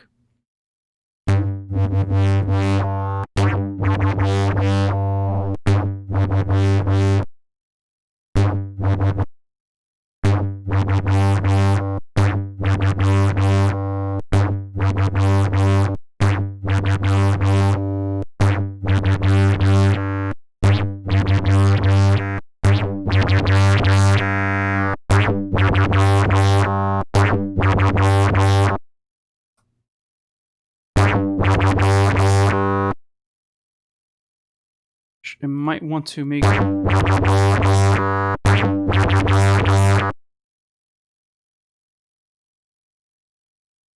to filter. There you go.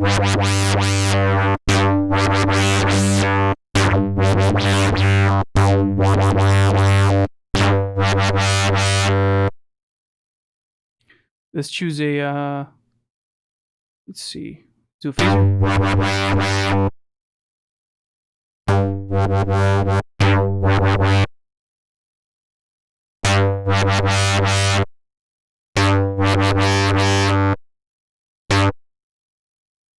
Now let's go to the master. Let's add a distortion unit here. Let's lower the output.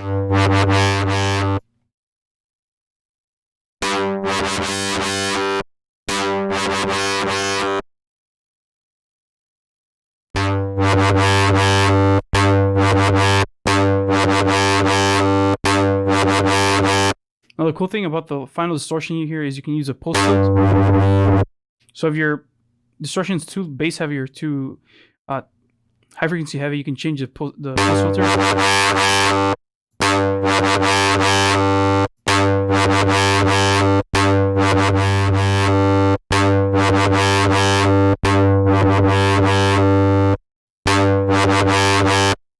As you can see, I'm not a dubstep producer, but that's the basics of creating a wub or a growl.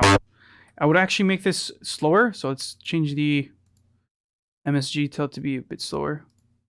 Do notes.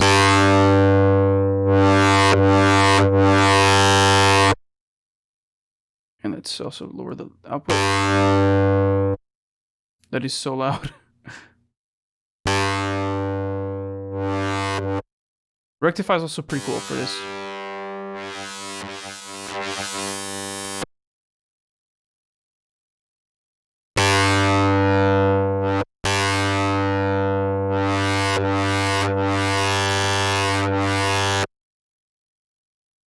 So go back to that first distortion that we used.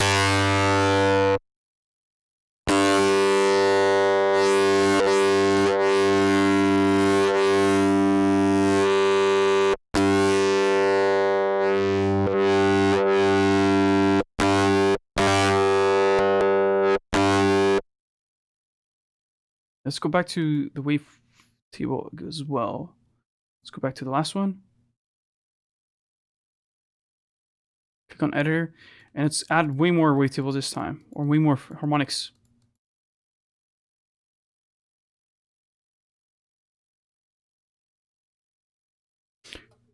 And let's go back to the first one and right click and select morph. Let's see how that changes the tone of the sound.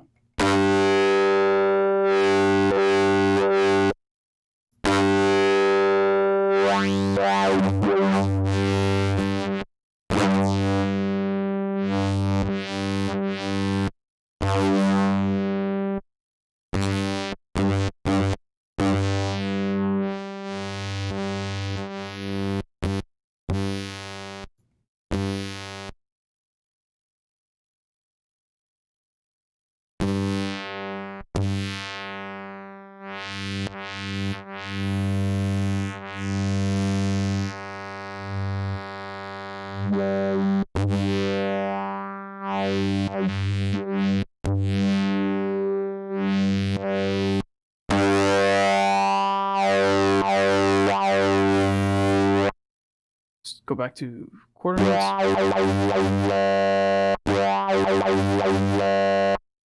So it's a baby growl, I'll call it. Of course, you can go ahead and add more oscillators, which maybe you should have done. Let's do a FM, or let's do oscillator 3. Let's use one of the factory oscillators though. Let's use the Flizzle. That one sounds pretty distorted out of the box. And let's modulate the MSG with it.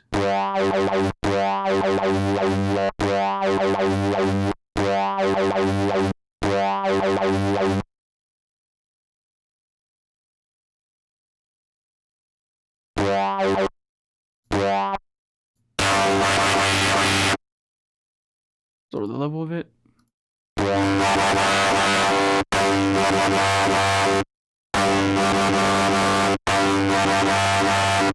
There you go. That sounds more adequate, I would say.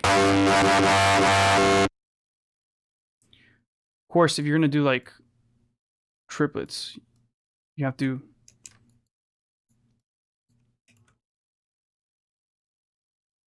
come in here and do them manually. Could also just be using the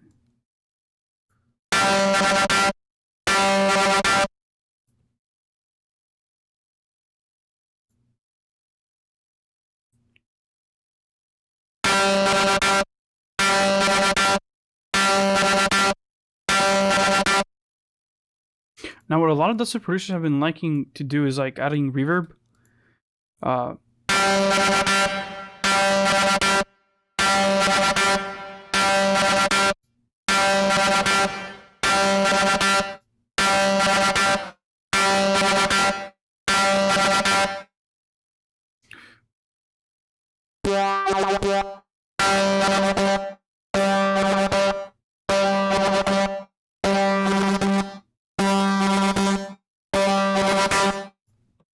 Let's lower the level of this, of course.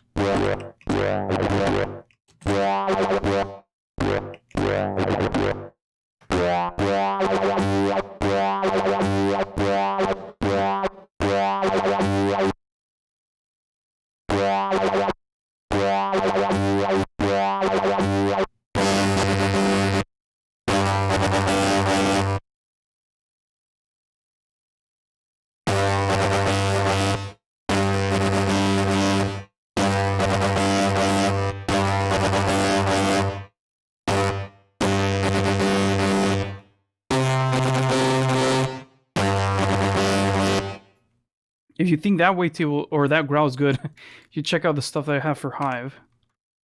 Let's see. I think it's probably just because I'm more familiar with Hive. I've only been using Zebra. Well, I've had Zebra the same amount of time I've had Hive, but I don't really use it as much as I should.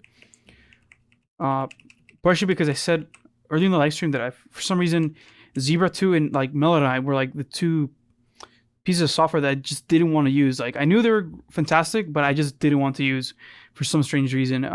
But Hive, I'm like completely about Hive. Let's go to some of my presets.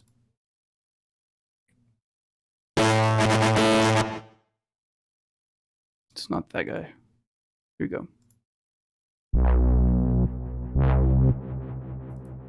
And Hive is powered by wavetables too, so it's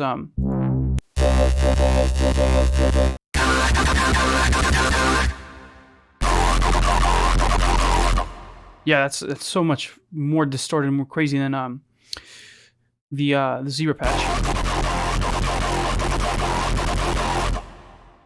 Let's go quickly into it. So we have a wavetable. I believe I'm just using a stock wavetable. So I chose the format wavetables, and then I just went through some of them. And I'm using, let's see, the shaper sequence here.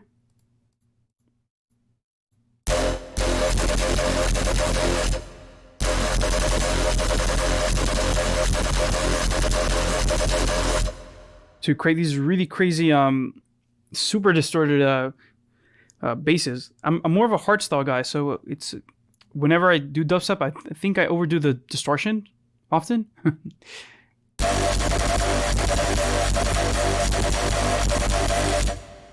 This one comes up pretty cool. Here I'm using a low pass and a high pass again. That's pretty nasty right there. And basically you just grab the shapers and modulate either the wavetable position. And then the cool thing about Hive is that you can use the different shapers and essentially use a sequence that's a part of the sequence that's in shaper C and use that in shaper B as well.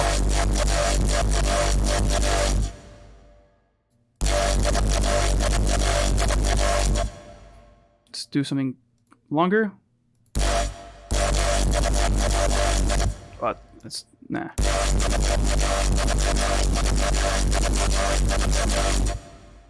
Yeah, it's really quite hectic. If I go to shaper C, I can even change the positioning of this and add more tables.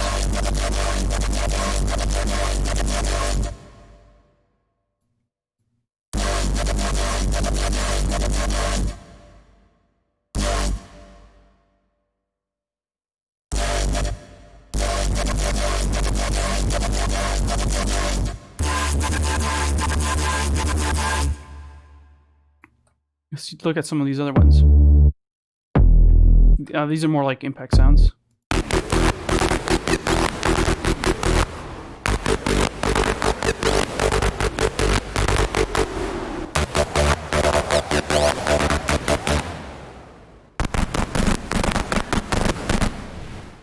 Like I said, I like a lot of hardstyle, so it's I often overdo distortion, but this would fit perfectly like in a hardstyle track or raw style.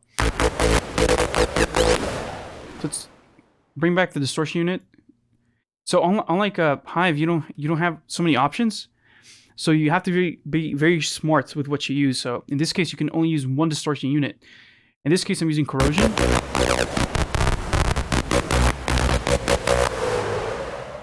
But what I'm really doing is also driving the filters. So I'm distorting a lot inside of the filters as well. Let's grab the distortion, change it to hard clip.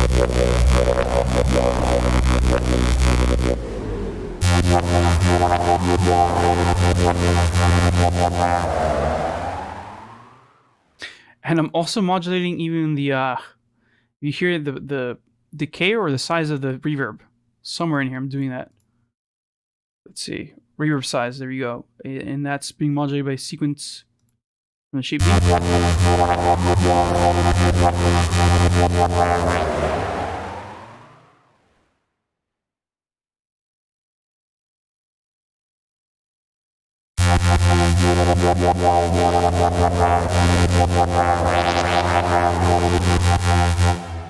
And you can see that's a slow, so it's a slow rise. So it's basically rising slowly over the 2 bars.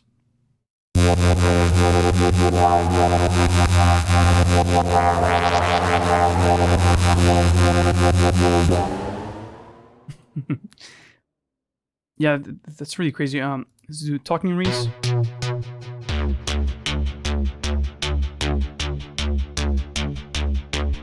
It's pretty straightforward. Just a using 16 steps, I think, or 8.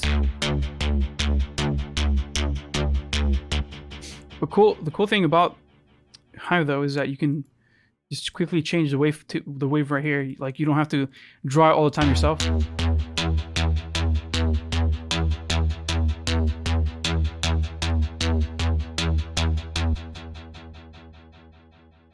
Change shape wave to filter.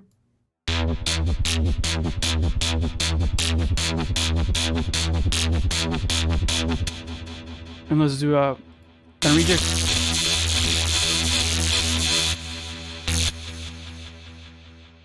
Let's lower the compression because that's a bit too much. And the EQ as well.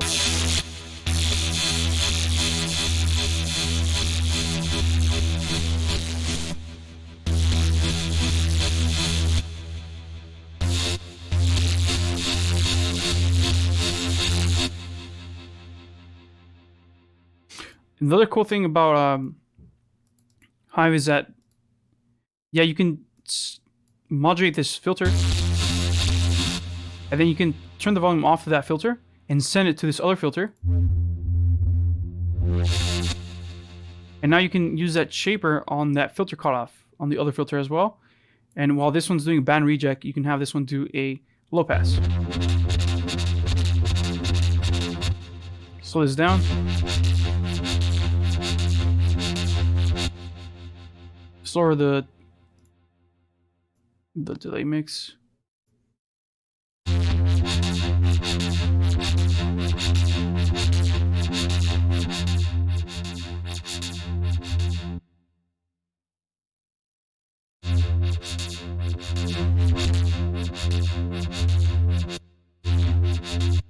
I don't think I'm even modulating the wavetable, so let's go ahead and grab the wavetable position and modulate that.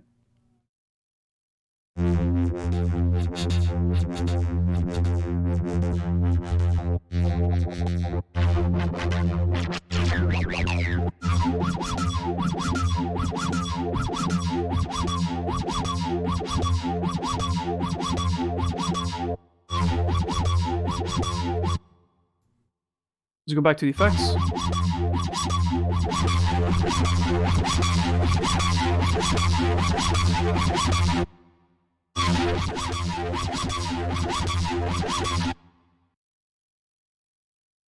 And let's route the reverb before the distortion.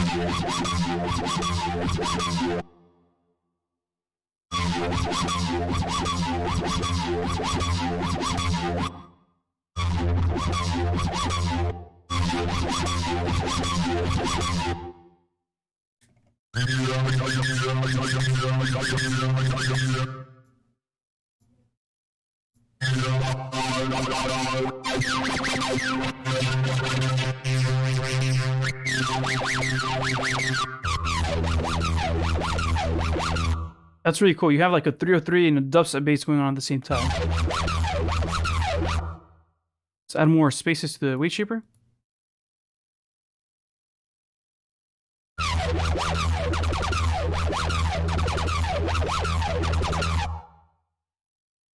And let's focus the cutoff to be a little bit more defined.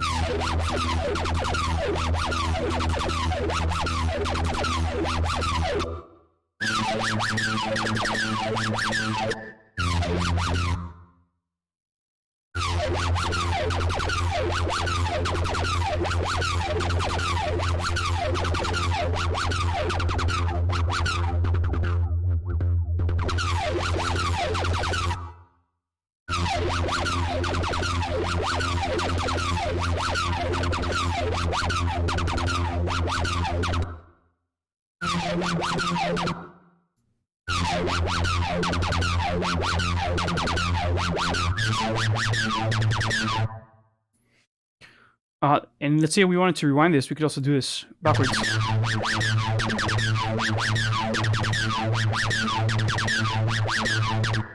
That's cool. Very, very cool.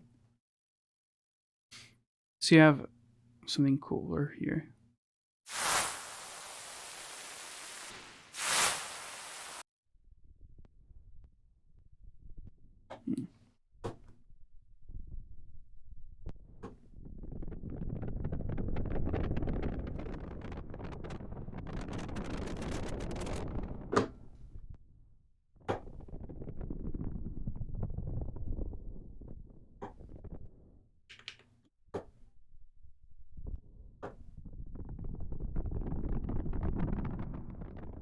So those are some weird effects I made with Hive because why not?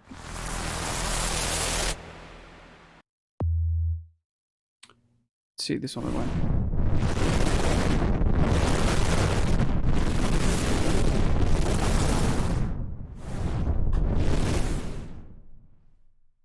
So the other thing I really like about Hive is that you can really push distortion and it still sounds very smooth.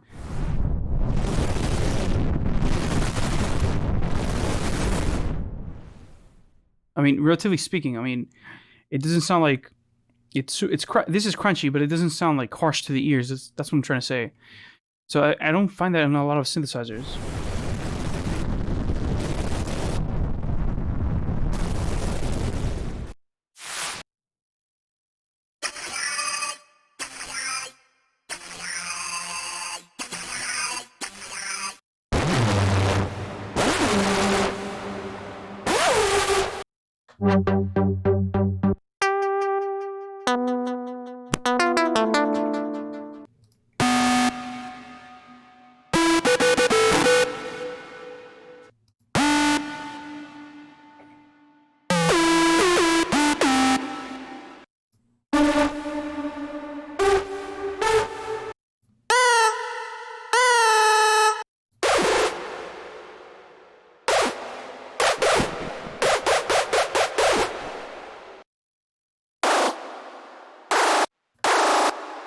And if you throw this in dirty mode, let's go back to the the angels.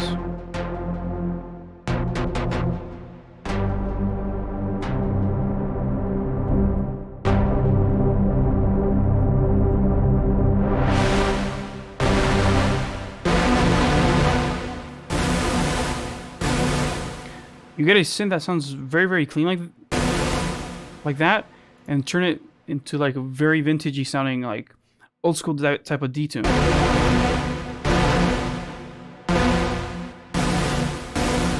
So it's not just that there's a lot of high end in the other ones, that also the detune changes when you change the synth engine.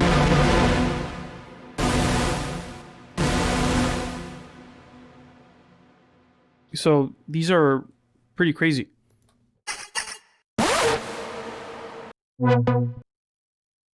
Yeah, some of these, well, all these leads are the ones I made myself.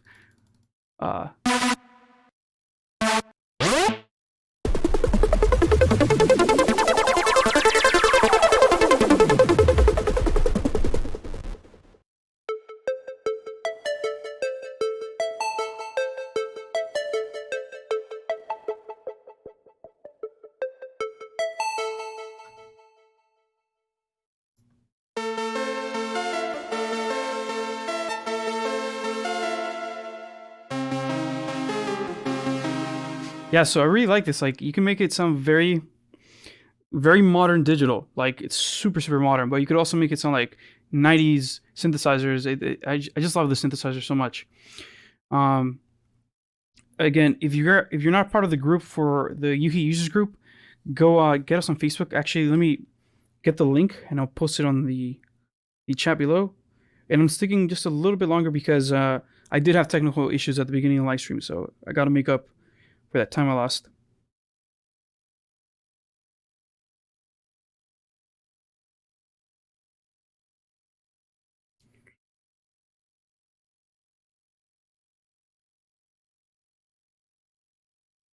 Wow, we're almost at 2,000 members when it comes to the Yuhi users group. So let me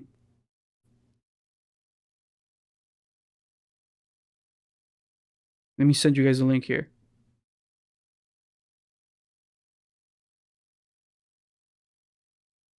There you go. Click on that link and join our Facebook group because we have a lot of cool people in there. We also had a bank that we made together, which is how we made the demo track over here.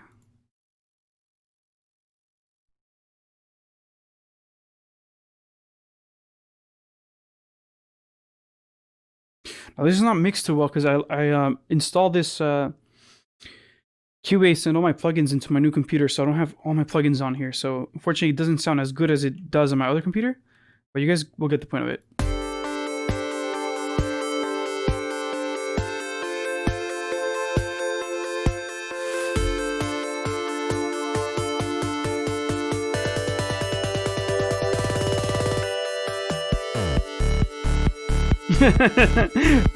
I forgot to put the bass in there somehow.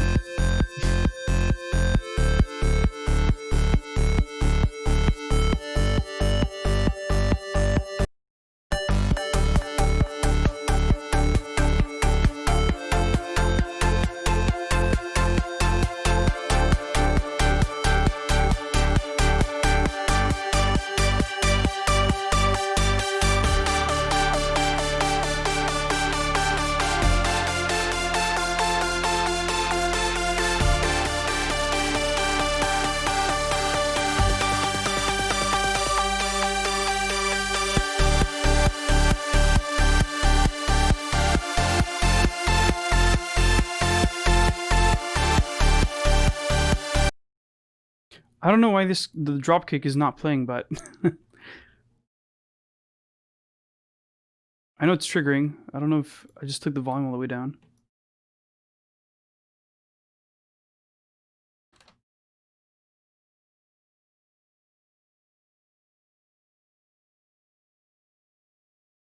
But it doesn't really matter. A lot of the presets the guys made for that Yuhi users group sample pack was really, or preset pack. I keep calling it a sample pack, but it's a preset pack. It came out really good.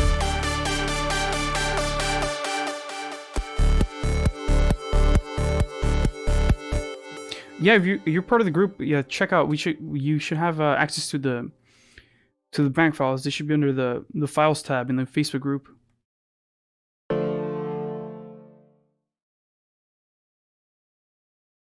Yeah, if I come up here to my presets, you have here I think we did like 80 something preset packs or presets. I'm on the wrong one.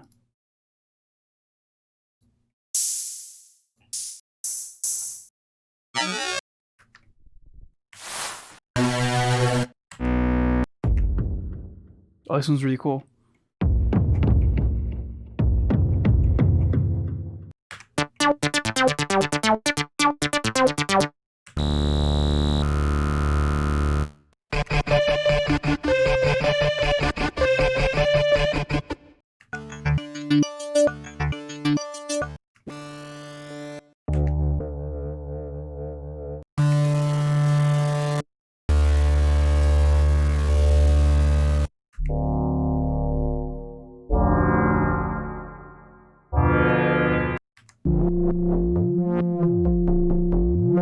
really trippy. I really like this one too.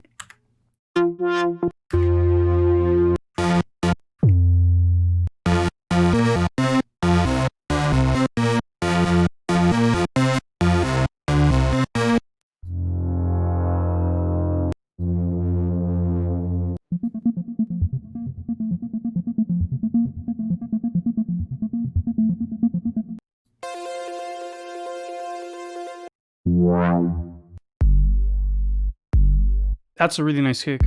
I believe that's from Jer.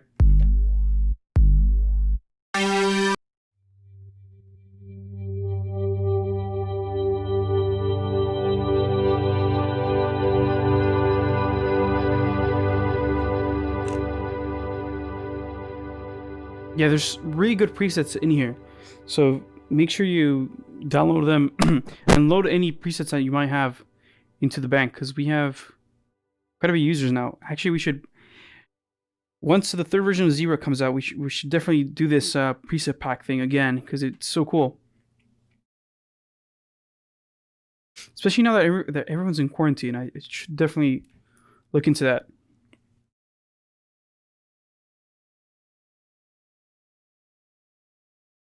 Okay, well, I'm about to lose my voice, and I still have to record more videos for some other projects that we have coming up. So I'm gonna call it a day for this live stream. We did 2 hours of live streaming, so it's quite a good day. We covered quite a bit of things. We looked at Hive 2, the wavetables inside Hive 2, Zebra, how to export wavetables from Zebra and load them into Hive 2, and then we looked at Zebra and creating patches with Zebra. So it was a very productive live stream. Once again, I'm Kevin Ochoa with Music Marketing TV, and I hope to see you guys very soon. Our next live stream is going to be next Thursday, and we're covering the UHI Hive effects. I mean, UHI effects, not Hive. The UHI effects, like the FMF, MF, I can't pronounce them. Let me pull some of them up. Let's go to my media bay, VST effects, and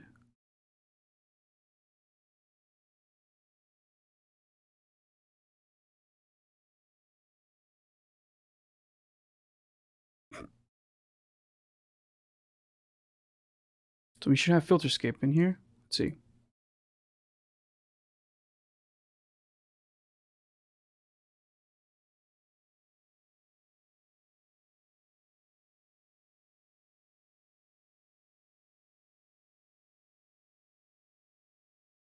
I have so many effects.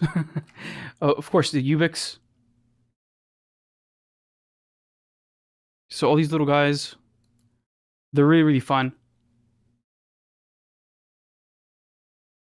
They seem really docile plugins at first, because they're like, okay, they only has 5 knobs in here, but they're really, really cool. Like, they can grab your voice and turn them into like an alien. They can destroy things quite well. The reverbs are quite good on this.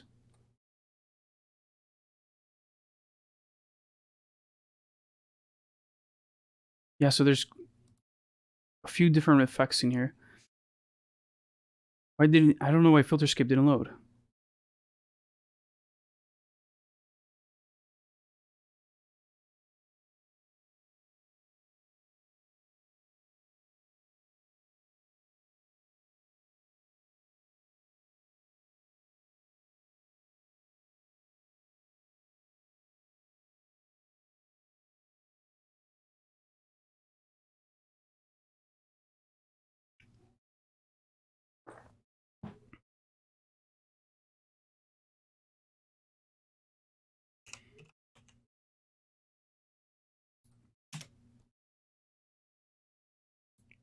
Oh, there you go. Sort by vendor.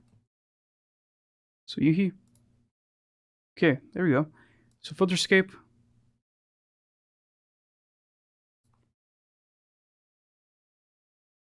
Is this beast?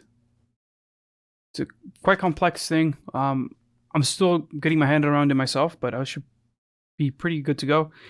Again, there's like in most UHI plugins, there's a ton of features just jam-packed in one page. So it's going to be great to look at this. There's a more feedback machine too.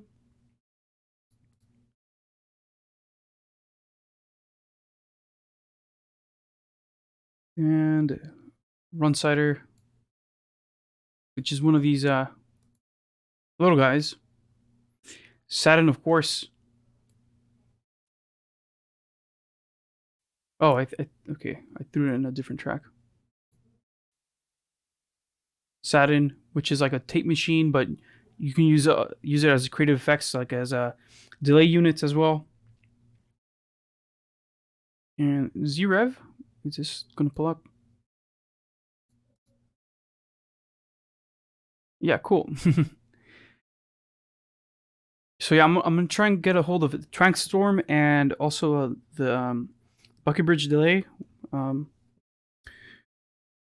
color copy. That's what it's called. So stay tuned for that, and I'll see you guys next week. Once again, I'm Kevin Ochoa with Music Marketing TV, and I'll see you guys soon. Peace.